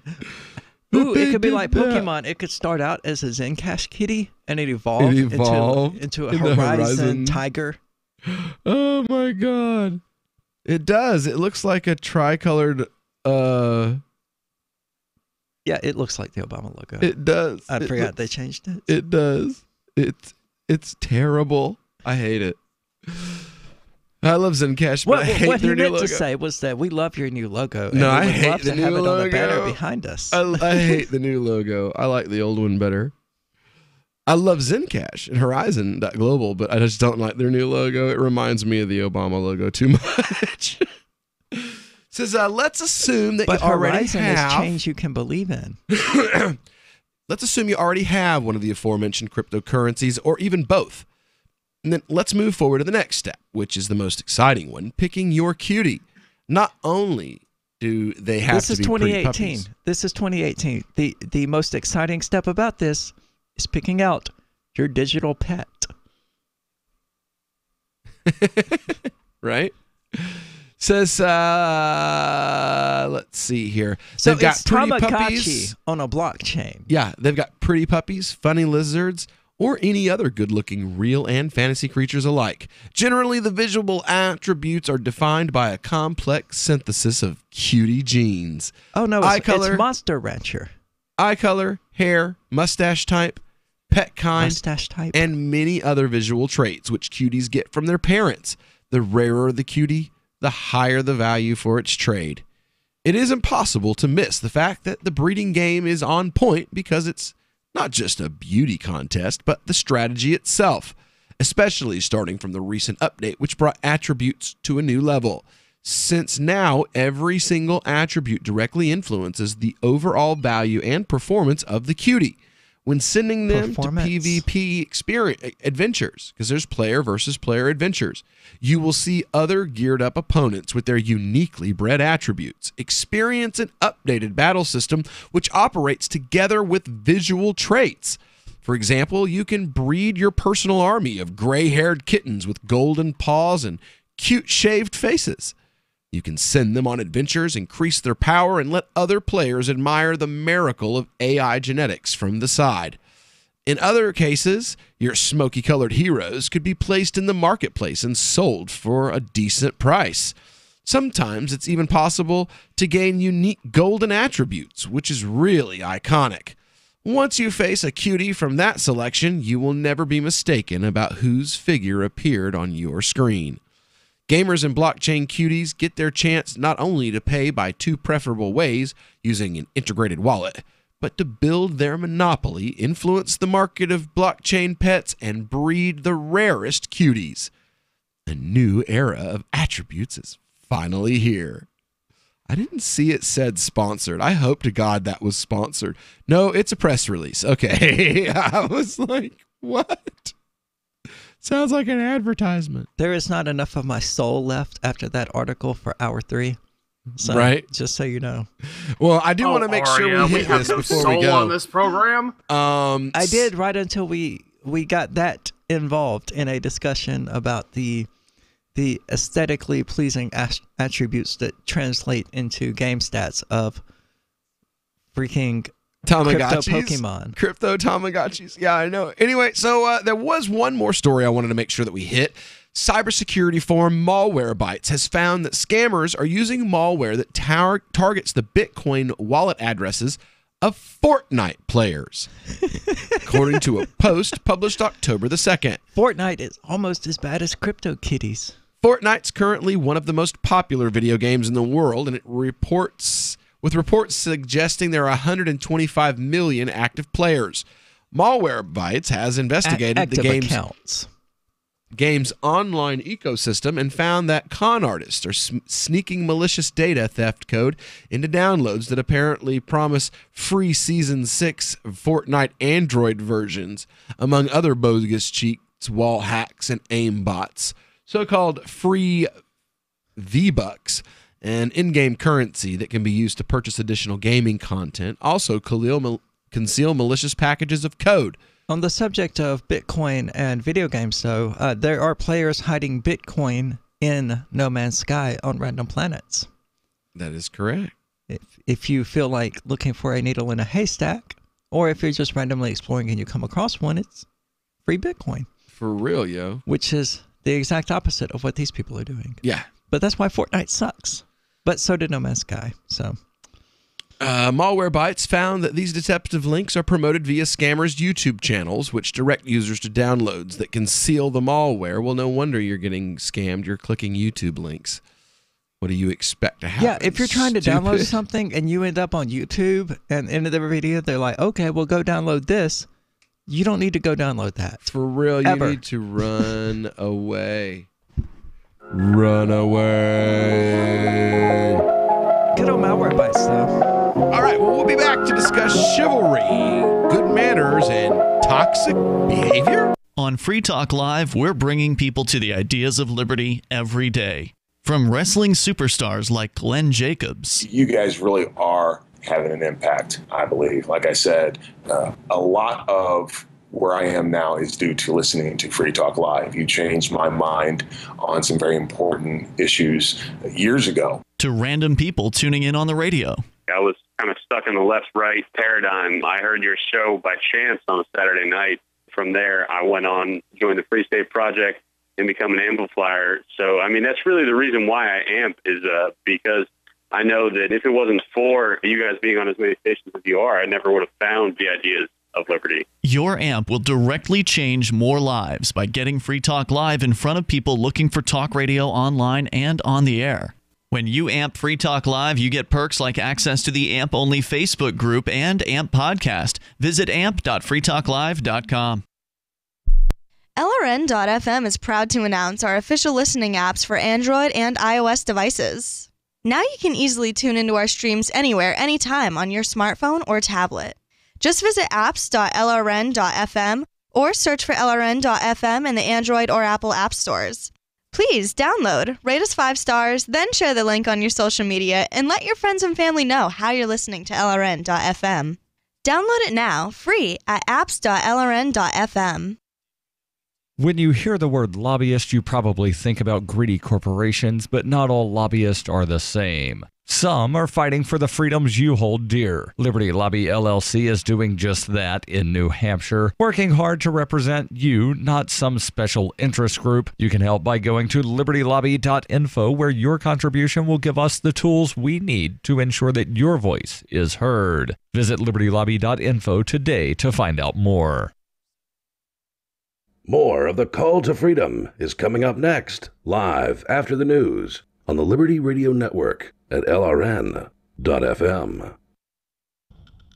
From Keene in the Shire, the Liberty Media capital of the world, this is Daryl W. Perry, host of FPP Radio News for Thursday, October 4th, 2018. Silver is trading at $14.70 per ounce. Gold is valued at $1,201 per ounce. Zen is trading at $16, and the average price of Bitcoin is $6,558. Antiwar.com reports the U.S. government reacted angrily following a Wednesday ruling in which a top UN court ordered the U.S. to lift sanctions on the shipping of humanitarian goods to Iran. Secretary of State Mike Pompeo says the sanctions are a matter of national security and the U.S. is expected to ignore the ruling. Iran challenged the sanctions at the World Court, in part citing a 1955 treaty of amity between the U.S. and Iran. The U.S. has withdrawn from the treaty after the ruling, saying they should have done so long ago. The court in particular objected to U.S. restrictions on airplane parts, warning the U.S. was significantly threatening civilian aviation safety in Iran and the lives of people who fly. U.S. Ambassador to the Netherlands, Piet Hoekstra, indicated that the U.S. would ignore the ruling on the grounds that the court has no jurisdiction. The U.S. has repeatedly condemned the World Court in recent months, in great measure because of the number of lawsuits the U.S. faces at the court. Zencash has changed their name to Horizon to better represent their transition from a cryptocurrency to a pioneering platform that protects consumer data. They're working towards the day when anyone will be able to build privacy-based applications on the Horizon platform and generate income from them. This will allow Horizon to bring thousands of real-life services to the community, services that provide freedom, utility, and privacy. Learn more at horizon.global and join the Horizon community. HORIZEN.global.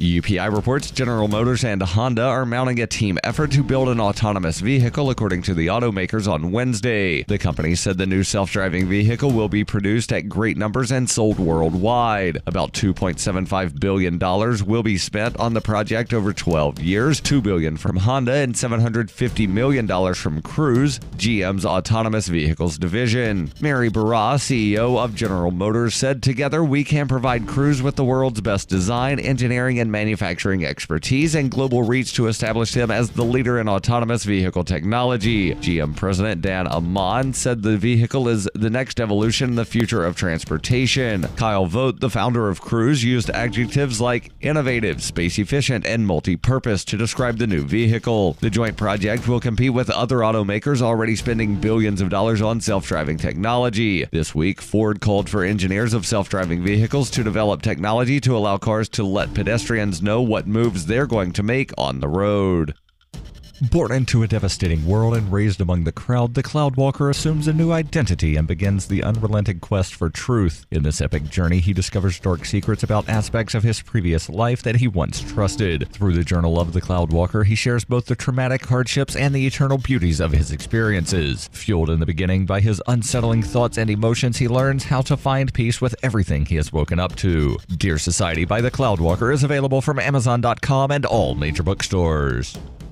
Reuters reports millions of U.S. cell phones buzzed and beeped on Wednesday during the first test of a presidential alert system that would warn the public of national emergencies, such as an imminent attack. The test message from FEMA went out at 2:18 p.m. Eastern Time and triggered a loud tone, a special vibration, and a message that read, "This is a test of the National Wireless Emergency Alert System. No action is needed." A separate alert on television and radios was issued 2 minutes later at 2:20 p.m. Eastern. Officials estimated Tuesday that upwards of 225 million U.S. mobile phones and other devices like smartwatches would receive the alerts broadcast by cell towers, or about 75% of all such devices. Officials said they expected the alert would not reach all phones for a variety of reasons. Some people reported not getting the alerts or getting them on a delayed basis. U.S. cell phone users are not able to opt out of presidential alerts. The test alert was the most discussed topic on Twitter, in part because of President Donald Trump's propensity for sending tweets to his 55 million followers.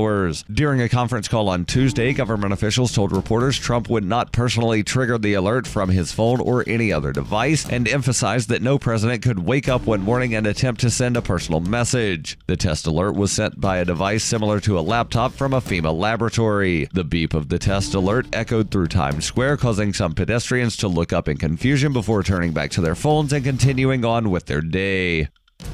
This has been FPP Radio News. Online at fppradio.com. Florida officials announced today its plan to experiment with new 600-lever voting machines. The machine operates through a very straightforward process that we think is going to give Floridians the peace of mind that their votes will be counted. The voter turns on the machine using these 30 levers at the top and then enters their names and social security numbers using the alphanumeric levers near the bottom here. Right about now, the voter's going to have to find the two levers on the machine that are exactly identical and pull them at the same time. Then they're going to have to... The new 22-foot-tall steam-powered machines, which officials are hailing as, quote, the future of voting, each feature over 45 separate panels of levers, along with an intricate series of valves, knobs, cranks, and pumps, all designed to streamline the electoral process. Now, some of this may seem confusing, but every voter will be given a comprehensive 2,200-page manual when they enter their precinct that will explain exactly what to do. This is the Onion News Network. You are listening to the Call to Freedom live on LRN.FM. تستمعون إلى نداء للحرية مباشرة على LRN.FM.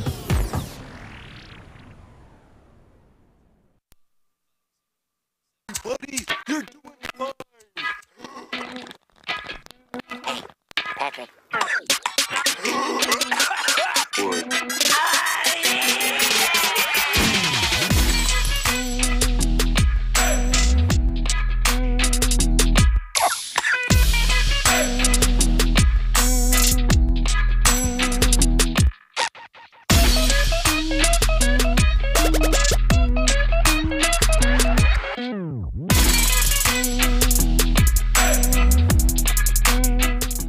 All right, welcome back to Hour 3 of this Thursday afternoon broadcast on your drive home from work of the Call to Freedom here on LRN.FM. We're broadcasted live, as always, from our Horizon.global studio in beautiful Keene, New Hampshire. And, ooh, yeah. I'll tell you what, it is a funny story that we're going to be covering. I wanted to go ahead and get into the 5-minute video that we're going to have of the Sheikh because, see, there's this effort going on of a few certain people to kind of inject this. I lost a friend over this kind of feminist Nazi nonsense yesterday. Well, you lost a friend because of the increasing inability of people to disagree on things and remain civil. Yeah, well, I'm the one that became uncivil. I deleted it as soon as I said it. I was hoping that I got rid of it before he saw it, but yeah, I mean, I didn't curse at him or anything, but I did let my opinion be known, like, yeah, okay, we get it. Your last wife left you because she couldn't pursue her desire to be the West Coast Linda Sarsour by being married to a white guy who didn't like Black Lives Matter. So you're not going to end up being single again just because you don't know how to act woke enough for the girl that you're with. And, yeah, I know that wasn't. It's not hard to find chicks, so. Yeah, I know, but I shouldn't have said it. It was harsh and it was uncalled for, and throw a pumpkin latte into a crowd and you'll find them. Well, yeah, I know, but it was totally uncalled for, and then he resigned, and this whole thing, and I was like, oh yeah, damn it! I was hoping that he didn't see it. I was hoping that I could delete it before he saw it. Were you engaged in a back and forth with him that was like live commenting back and forth? Yeah. Oh yeah, then he saw it. Yeah. And then I put it, and then I was like, oh, no, let me delete that. Hopefully he won't. Oh, yeah. He's like, I don't want to talk about this anymore. I want to talk about what you just said. And I'm like, don't engage. Just leave it alone. Just leave it alone. Oops. You should have stayed away. But, oh, well. It happens. It does. It does. Sometimes we lose our ability to keep our tongue tied up in our mouths.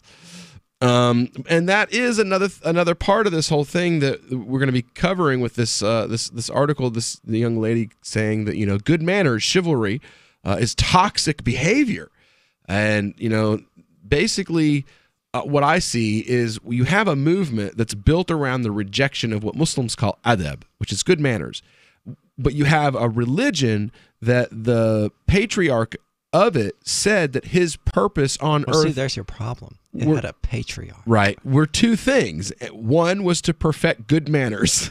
I mean, and the other was as to show mercy. Not that I agree with them, but you did very much just prove their point. I mean, the patriarch of this religion says that chivalry is good. Yeah, yeah. Okay. I mean, they have issues with every aspect of that. Well, I'm not saying I agree. I'm just saying, that. Before we get into this woman's views, we're going to listen to the Sheikh. And I, as always, really enjoy it. So I hope you do too. My father told me once he went and saw Robert Frost when he was a university student. And he said Frost came in and he said that my father was sitting up front and there was this student that was just like completely just almost asleep, like laying in the chair. And he said Frost just looked down. He said, "Sit up, young man." And he said, like, he just bolted up in his seat. And my father said the rest of the lecture, he was reciting poems that night, but he just said he was just, the whole time he was just like that.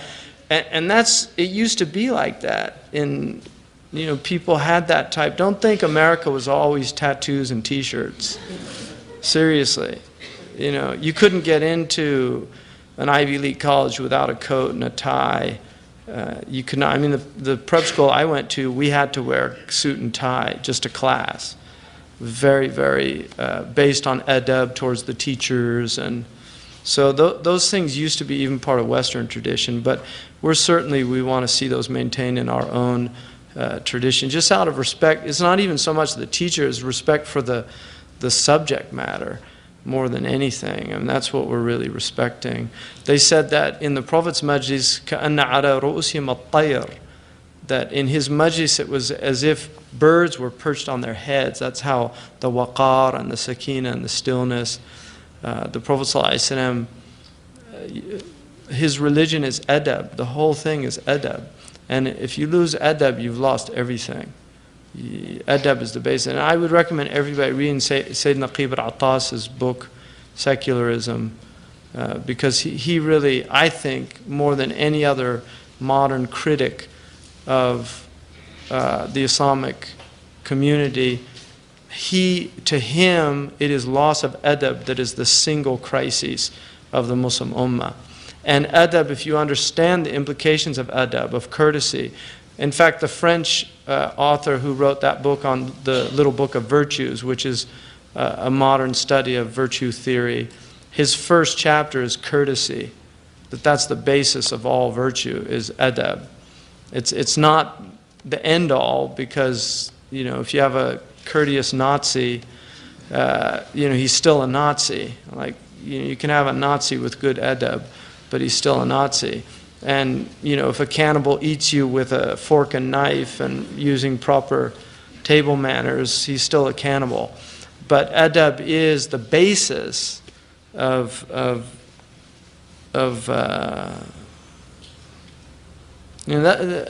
a basis of civilization, which is why commerce is so important in Islam. 9/10 of all provision is in commerce. The Prophet was a merchant. If there was a better job on this earth, the Prophet would have done that. But he was a merchant. Allah made him a merchant. Abu Bakr was a merchant. Merchants are the best. I mean, when we just dealt with this manager here, he had adab, because inshallah he's adib, but he also wants your business. I mean, if you notice, you lose business when you're not good to people, like if you mistreat people. So the beauty of tijara is it inculcates good adab in people. It teaches people good adab, what they call customer service in America. They teach people to treat their customers right. My brother, who's a lawyer, he's an expert in OSHA, the OSHA laws, which are the laws that deal with workplace accidents and sicknesses and things. But he told me he was at a conference where one of the lawyers gave a talk. They were all doctors, and he gave a talk about how that they have shown statistically that people that have good bedside manner and treat their patients well, the rates of malpractice cases against them are much lower than doctors that have bad bedside manner. So they were just arguing from, look, it's a benefit to you financially to treat your patients well. I mean, it's sad that that's why you do things, but that is the reality of treating people well. If you treat them with basic dignity and these things, they respond in turn with goodness. So it's adab is really a beautiful thing, and it's the Prophet. Nobody had better adab than the Prophet ﷺ. Anyway, this was all about the red. Red is the. All right, so when we get back, we are going to hear from the left and what they have to say about adab, about good manners and chivalry actions. When we get back here on the Call to Freedom, here on LRN.FM.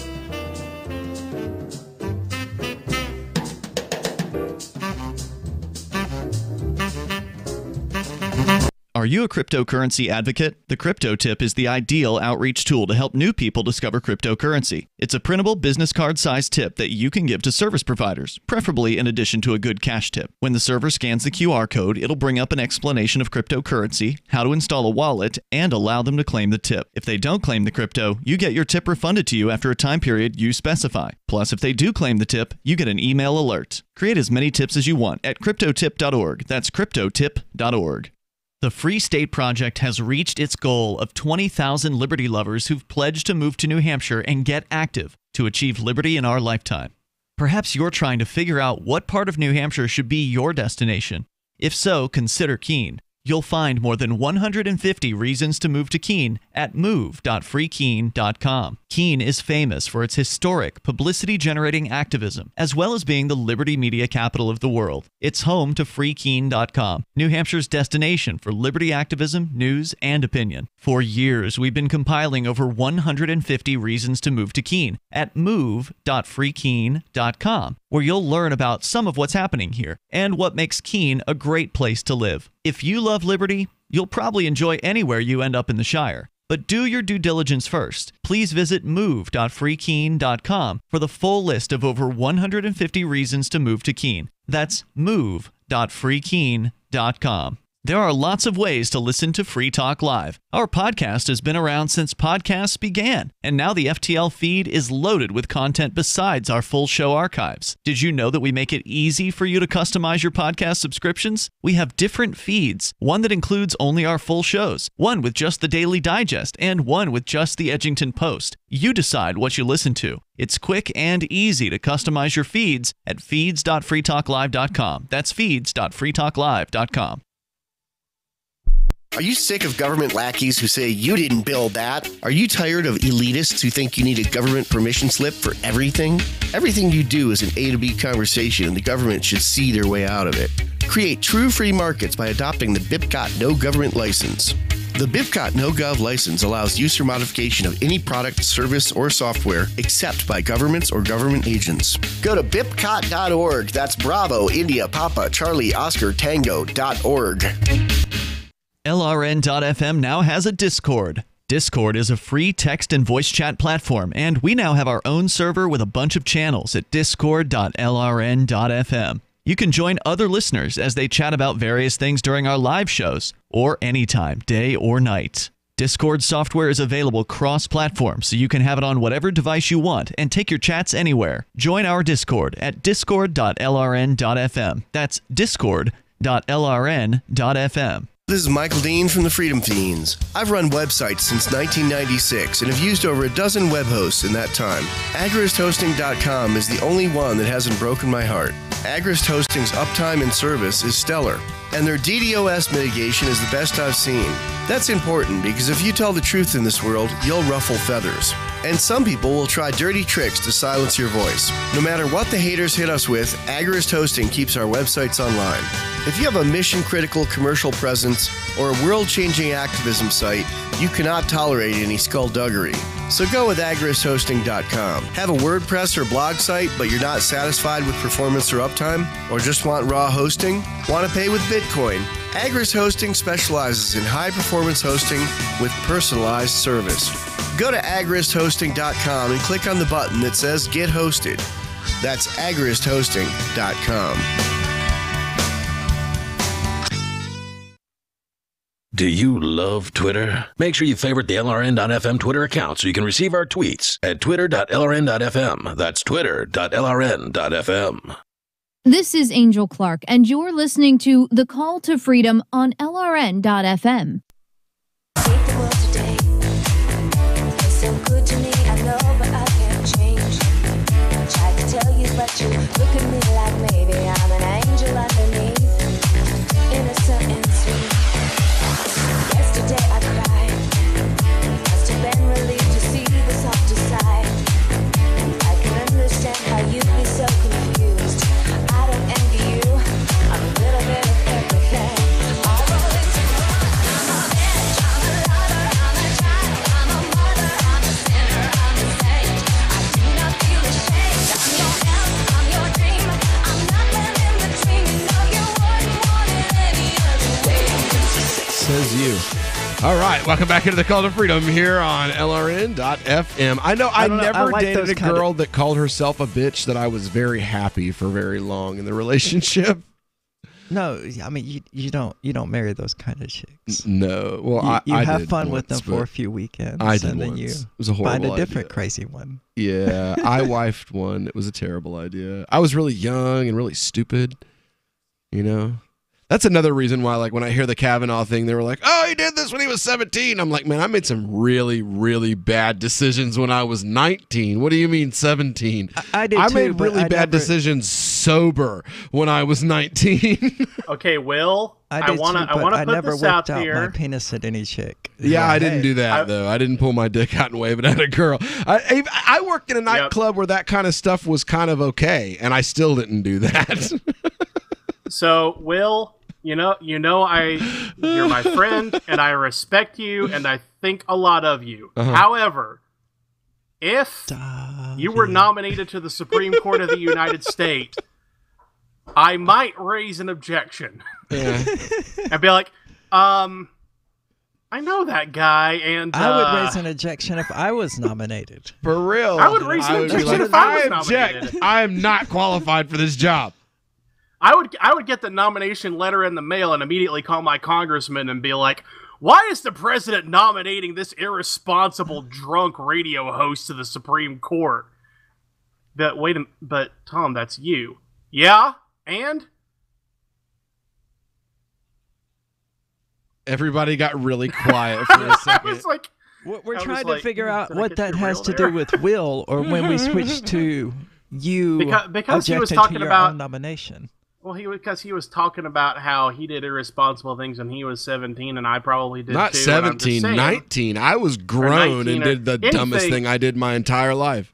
I'm just saying there's a bazillion lawyers out there. There are thousands of qualified legal scholars, and we can be choosy. Hey, why don't they get Manoa? Manoa Kadri in Orlando, Florida. I would love that because he's a conservative. I don't think we need legal scholars on the Supreme Court. I think we need philosophers. I know that Philosopher he used kings? to take on one of the most corrupt I want them on the Supreme Court. counties in Florida over and over and over again and beat their butt in court every single time that his defendant was willing to take it to trial. Because for me, it's not about, okay, Sounds can we like a good write start. a 3,000-page document explaining how this totally is not in conflict with this other document? To me, it's about, okay, but he also introduced me to Ron Paul. So. is the philosophy of this compatible with basic human decency? So, Arya, I'm not sure exactly how literal or specific you're being, but if you actually think that Supreme Court justices write their own opinions rather than farming it out to some some new law school grad that they plucked out of the I top don't think of I mentioned Yale or anything Harvard. about anyone writing anything. You said something. You said writing a 3,000-page opinion to explain blah blah blah. That's where I was going. Anyway, they don't usually write those opinions. Right. They- Yeah, So- I'm aware of that. But anyway, The moving article that on, goes, moving yeah, on. the article that's going along with what we're talking about tonight. This comes from Annie Holmquist. She says, "Why are feminists secretly attracted to chivalrous men?" I recently ran across an article. Do we want the real reason why, or do we want to have a philosophical discussion about why? Well, I because think the real she reason wants why to is have- because, they have manners. No, it's because I wanna they know why want to she be thinks it's a submissive chicks getting banged hard. I mean, sorry, they do. Recently ran across an article from The Conversation discussing the issue of, quote, benevolent sexism. For those feeling a bit foggy about the term, benevolent sexism, please know you're not alone, is, as I read on and discovered that I knew the definition but simply didn't recognize it under its modern clinical garb. From what I can tell, benevolent sexism is a fancy way of describing the behavior of what we once called a gentleman. While being a gentleman is now politically incorrect, it appears that many women, such as myself, the author here, still refuse to recognize how such toxic behavior actually is. How toxic such behavior actually is. In fact, women appear to be quite attracted to the benevolently sexist gentleman. The argument explains this oddity, quote, in our recently published research, we asked about 700 women, ages ranging from 18 to 73, in 5 experiments to read the profiles of men who either expressed attitudes or engaged in behaviors that could be described as benevolently sexist, like giving a coat or offering on carrying with heavy items. When we then had the participants rate the man's attractiveness, willingness to protect, provide, and commit, and his likelihood to be patronizing. Our findings confirmed that women do perceive benevolently sexist men to be more patronizing and more likely to undermine their partners. But we also found that women in our studies perceived these men as more attractive despite those potential pitfalls. Now, I just needed clarification on the wording on that one, because they could not have chose a worse time to use genderless pronouns or, improper, sloppy grammar. So to explain that to everyone who is listening, the women are saying that the chivalric men are more likely to undermine the women's. Yeah. The women in the relationship. Yeah, and to be patronizing. Yeah, patronizing the way they is worded like, it sounds do like you need help with that? Yeah, but the way they worded it sounds like the chick is involved with some other dude, and the chivalric dude is undermining her relationship with that other dude. That's the way they worded it. So I have to be like, wait a minute, what are they even talking about? Well, as the authors go on to say, women were attracted to this behavior because they view it as an indication that males would be more likely to protect, provide, and commit. In other words, women appreciate security, and the men who provide this security are a hot commodity. The authors go on to imply that such a finding could not be possible in our age of modern enlightenment. Surely the participants in this study must skew more to the right of the political spectrum and be women who dwell in the dark ages of domesticity. Alas, such is not the case. Feminist-leaning women also fall prey to this attraction as well. We found that strong feminists rated men as more patronizing and undermining than traditional women did, but like the other women, they still found these men more attractive. The drawbacks were outweighed by the man's willingness to invest. It seems that even staunch feminists may prefer a chivalrous mate who picks up the check on a first date or walks closer to the curb on a sidewalk. The article concludes that All right, so when we get back, we'll continue on with how the article concludes on the Call to Freedom in a discussion of how having good manners is now considered toxic behavior. What the hell? We'll be back to discuss right after this.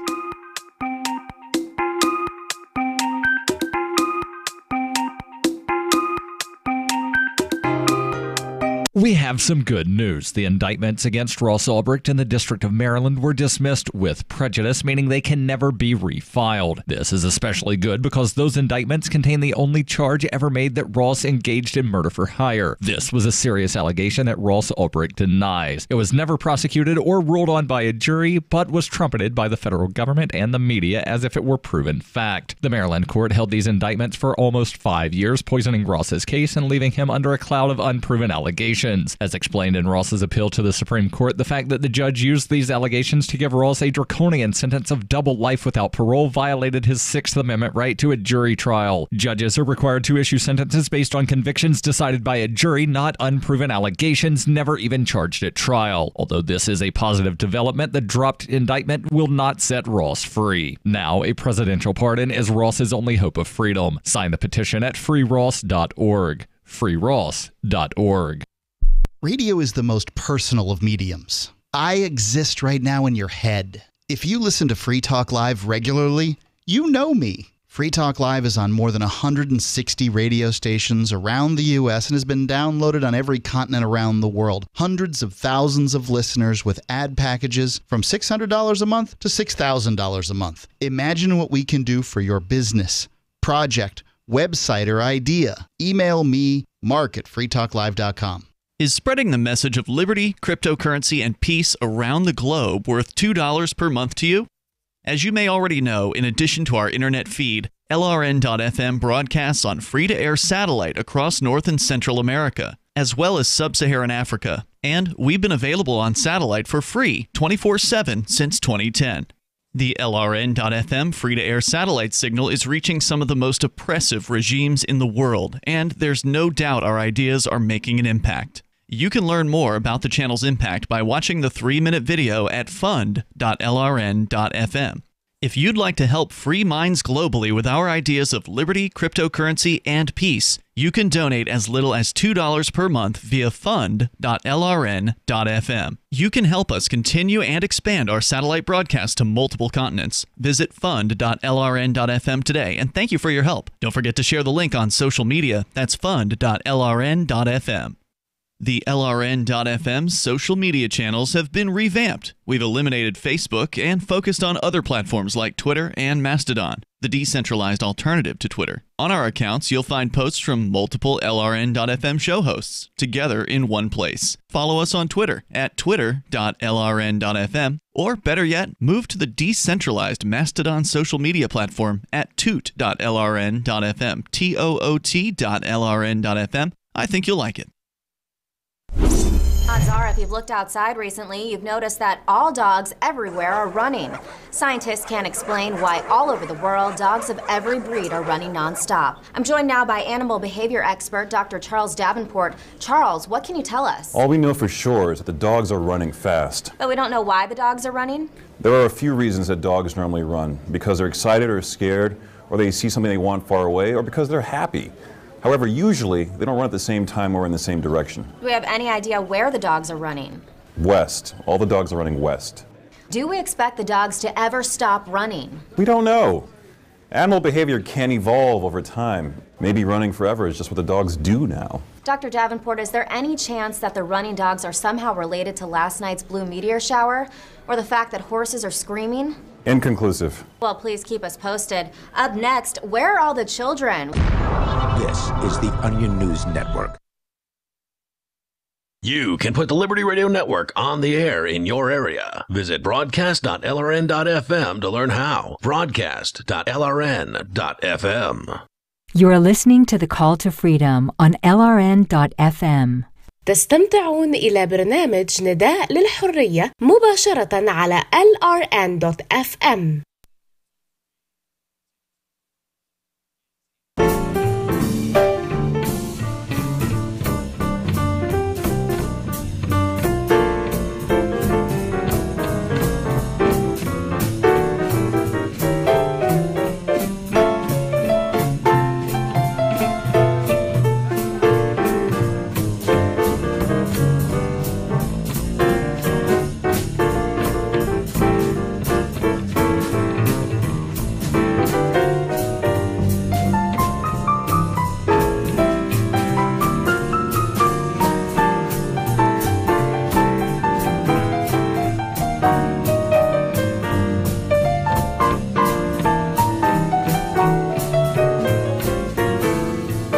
Welcome back here to the final hour of our, the Call to Freedom here on LRN.FM. We've been talking about chivalry, good manners, you know, that you know, those things that your grandma tried to teach you that I guess my generation didn't teach their kids and the generation before didn't teach their kids, because it's been long. And now good manners are toxic behavior.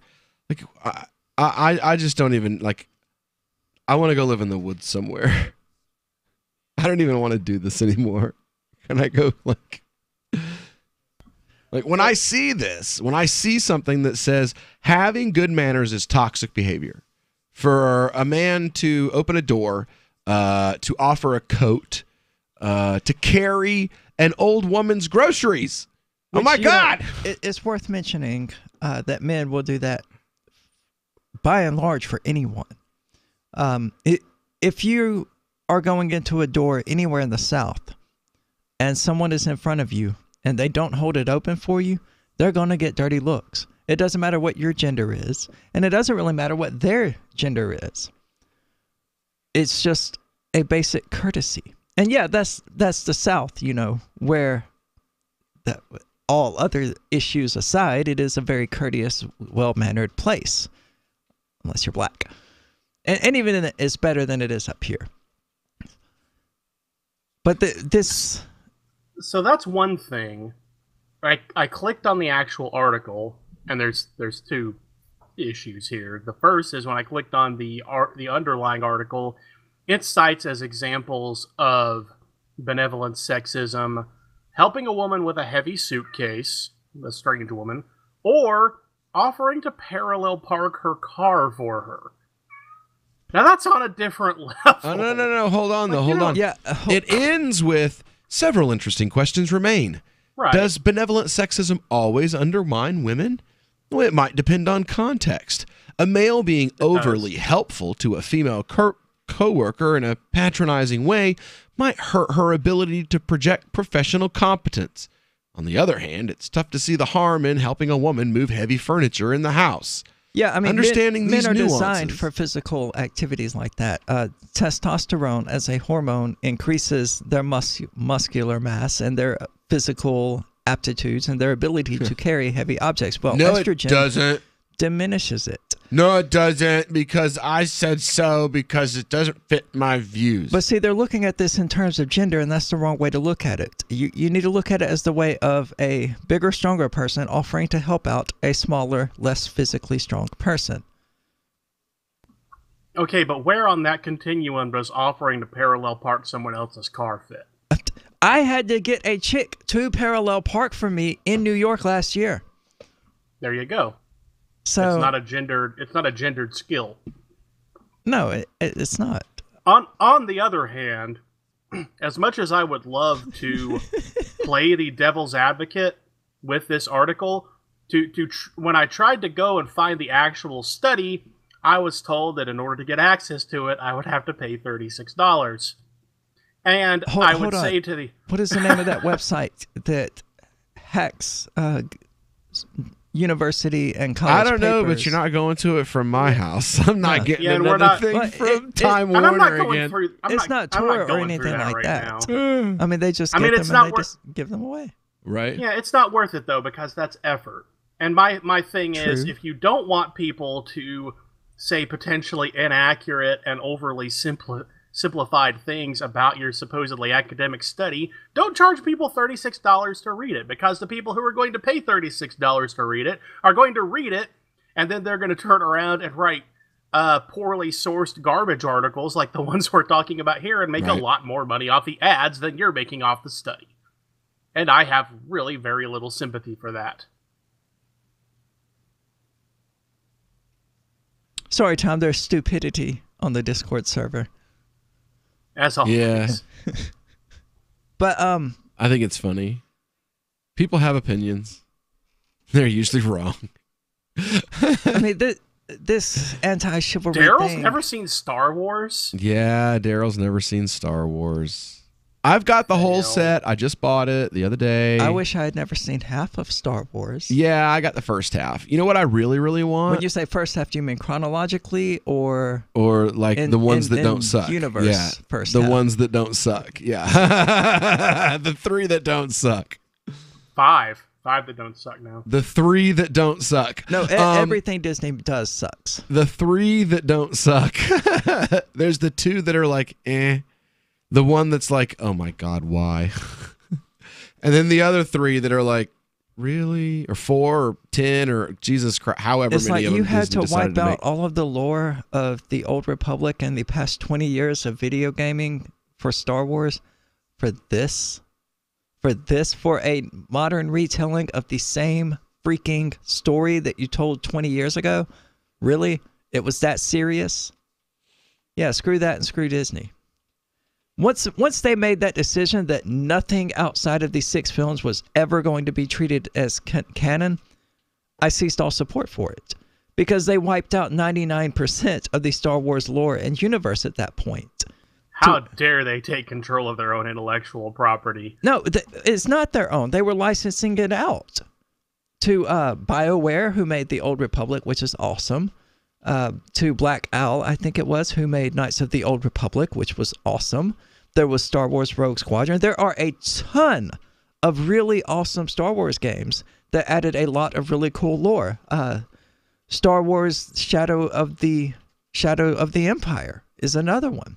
And all of that was wiped out because Disney said, oh, well, we can't be bothered to hire anyone who actually knows the Star Wars lore. Blizzard has people on their staff, multiple people, whose entire job it is to know the lore of the World of Warcraft universe. And Disney couldn't be bothered to do that. Say, you know what? It's easier just to watch these 6 movies and say, Nothing else counts anymore. So it's not at all taking control of their own intellectual property. It's wiping out 99% of the intellectual property that had been created in order to facilitate the love people had for this universe that they had created. That they didn't even create, that they just bought the rights to before they destroyed it. Intentionally and knowingly, because they couldn't be bothered to hire anybody who wouldn't. So yeah, screw them and screw every movie made after episode 6. I don't treat them as canon. Episode 1, it's not canon. Just because it's a movie, it's canon, but Shadow of the Empire isn't? Screw that. I thought The Last Jedi was really good. Well, I'm never, ever in my life going to watch it. I will die on that hill. If someone says we're going to shoot you or you're going to watch The Last Jedi, they're going to shoot me. That's how little respect I have for Disney and what they've done to Star Wars. I just find the whole narrative hilarious. They read it. List of things Arg is willing to die for: life, liberty, property, and Star not Trek. Being made to watch the new Star Wars movies. All right, so when we get back here, it'll be time for our cannabis news segment. So don't go anywhere. We'll be right back.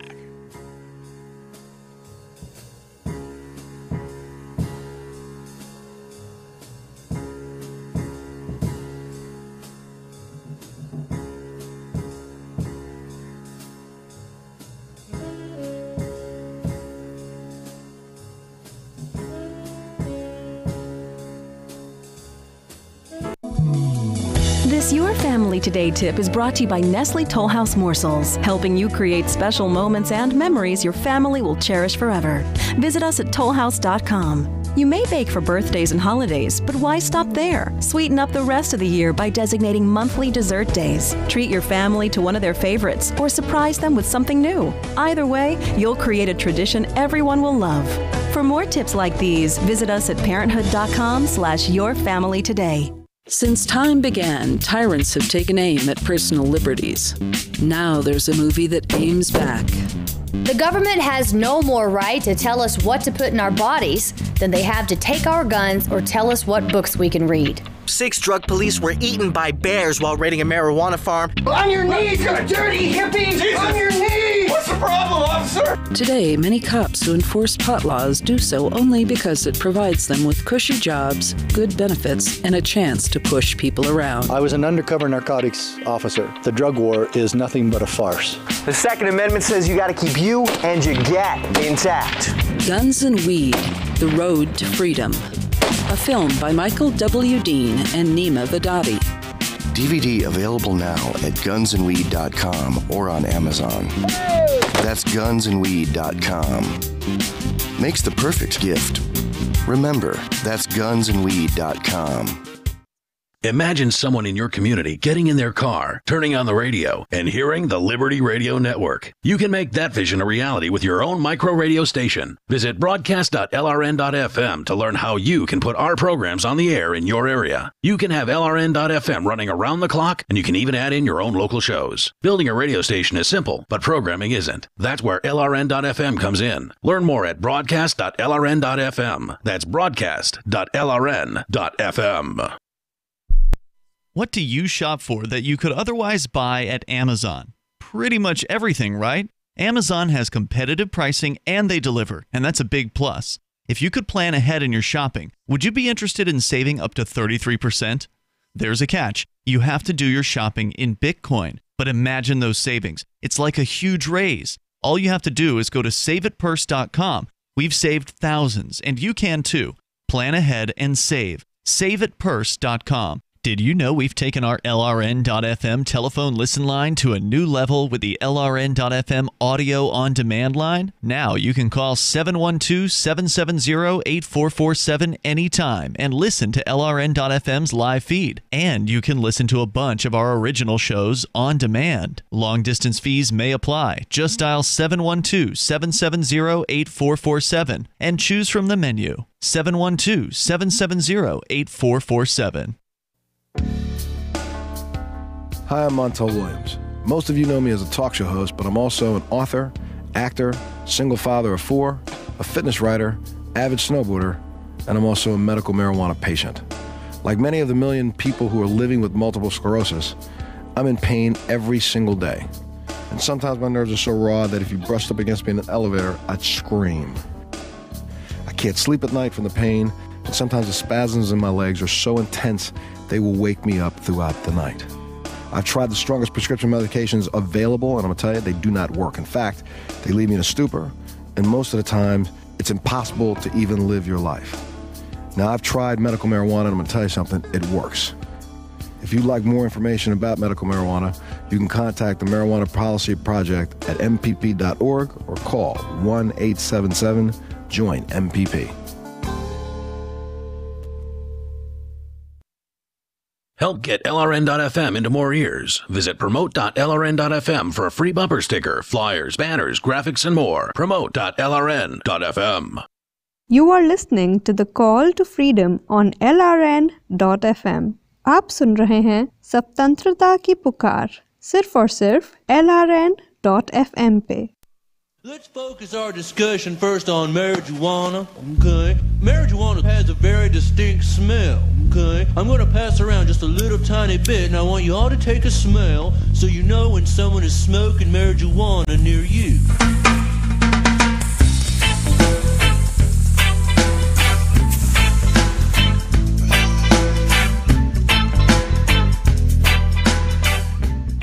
All right, welcome back to the final segment of tonight's Drive Home broadcast of the Call to Freedom here on LRN.FM.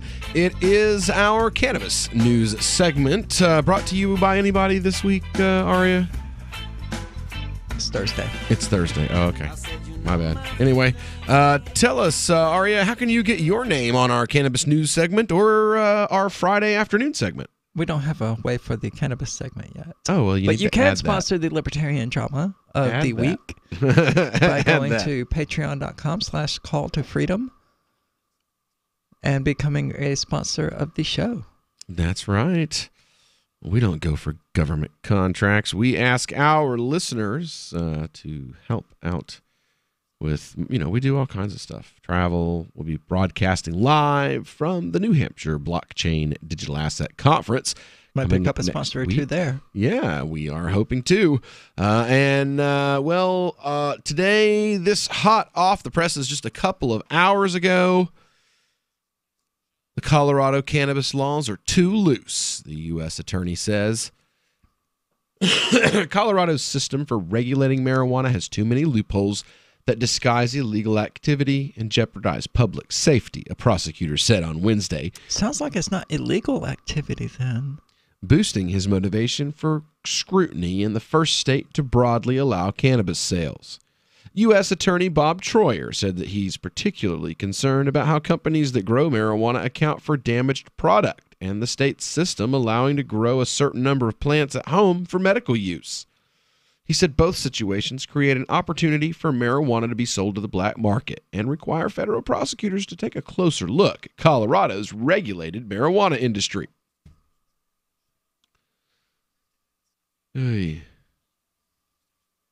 If somebody is licensed by the state, should they feel at increased risk of federal prosecution now? Well, Troyer said in an interview with the Associated Press, yes, they should. We do a public safety analysis, not an analysis of whether someone has a piece of paper from the state. Troyer said first discussed the enforcement shift in an op-ed published this weekend by the Denver Post, writing that a successful crackdown on illegal marijuana grows on federal land has given Colorado-based authorities the resources to investigate other issues. Translation: how does busting an illegal marijuana grow fund the federal government if they're not selling those drugs? I'm confused. Tom, can you help out? I find an illegal grow on federal land. There's no buildings or anything like that. It's just marijuana plants illegally being used on federal land. And that creates funding. How does that work? Well, it depends on what else they seize. Because a lot of times what it'll be is that, we found an illegal grow and also $100,000 in cash. Yeah, these illegal. I've looked. These federal land things, they haven't found anything. It's just been the marijuana plants themselves. Well, so then it would, they're selling it to researchers, supposedly. Okay, but it says that they're busting people to fund investigating people. They're busting people that are doing illegal things to fund their efforts to investigate people that are doing legal things. Yeah, and that's like usually that would be they're seizing cash, they're seizing vehicles, they're sometimes seizing land and buildings, and that's where they're getting money. If it's just plants, well, that's a little bit of a mystery. The only thing that I can think of is the fact that the federal government does provide marijuana to researchers at a bit of a premium, and that's the only thing I can think of. But usually, just because they don't find it there doesn't mean they won't go after a defendant, search their house, find some other stuff that they can take and either sell for cash or use themselves, as in the case of your fancier unmarked police vehicles. That's usually where they come from. Yeah. Well, he said that this could lead to enforcement actions against businesses licensed under the state regulatory system that Colorado developed after voters approved a 2012 constitutional amendment broadly allowing marijuana sales to adults. State tracked sales now total more than over $1 billion a year. You can do plenty harm. You can do plenty harm to the community and still be in compliance with state law because those laws have a lot of loopholes. They're very permissive. Community is a spook. There's no such thing as a community. I mean, what individuals, answer me that, what individuals are being harmed by Colorado's laws permitting the sale of cannabis? Point me to one individual being harmed by these permissive laws, and then we can have a discussion. But if you just want to go, oh, well, this imaginary thing that I like to talk about, but isn't actually real because it's just a fictitious human construct, it's a set. And, one of the first principles of set theory is that they're imaginary, they're human constructs, they're categories. They should be picked. It says you can do plenty. Troyer said that police still find large illegal marijuana grows inside residential homes run by organizations hoping to sell their plants in other states. Colorado lawmakers in 2017 lowered the number of plants people can legally grow at home for medical use to 16, aiming to make it harder to grow outside the regulated system undetected. You can only have 16 pot plants growing in your home. Go Colorado. Troyer said he's skeptical. And I mean, that's sad because that just happens to be an exceptionally long leash. Right. But that is an exceptionally long leash. Contaminated destroyed product of marijuana fell from 9.2% to 1.9% in 2017. The author suggests that broad improvement in compliance and other improvements in the industry and regulatory system are at fault for that, but he's complaining that they're doing more to make... Anyway. Troyer's other concerns focus on public health, including vaping devices designed to look like highlighters or eyeliner pencils that may appeal to young people that are under the age of 21, Colorado's legal age for marijuana use. He also highlighted a May phone survey of marijuana retailers conducted in Denver Health Research. The researchers posed as pregnant women, telling marijuana dispensary staffers about morning sickness and requesting advice about cannabis products. 69% recommended a marijuana product to treat the side effect, and less than a third recommended talking to a doctor first. At the time, an industry group said that the survey showed more staff education and training was needed. State regulators issued a bulletin reminding retailers about mandatory product warnings of marijuana's potential risk to pregnant and breastfeeding women. Mason Vert, spokesman for the Marijuana Policy Project and key supporter of Colorado's constitutional amendment, said that the industry's always operated in an uncertain environment, selling products that are federally illegal. It's important that they take advantage of being a regulated system and not go breaking down doors.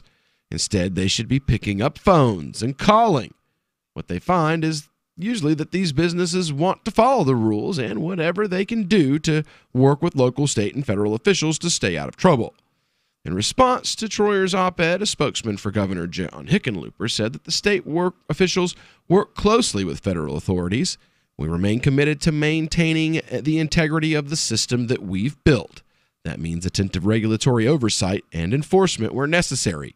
Criminal enforcement against anyone who abuses the rules. So there you go, guys. We've got Colorado being threatened by the federal government because they are offering too much freedom, basically. Darn them. Seriously. I have to ask.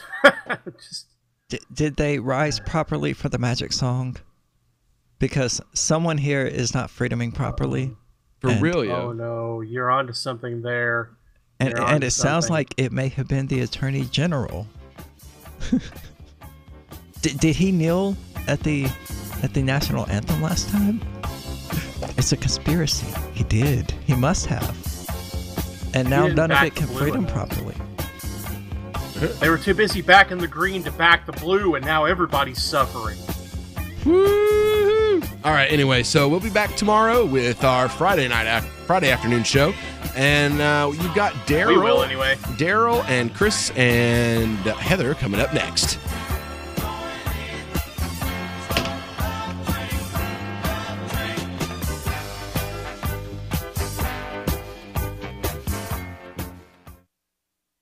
Why did you move to the Shire? I moved here to the Shire because there's other people around who take liberty just as seriously as I do. I moved to the Shire because I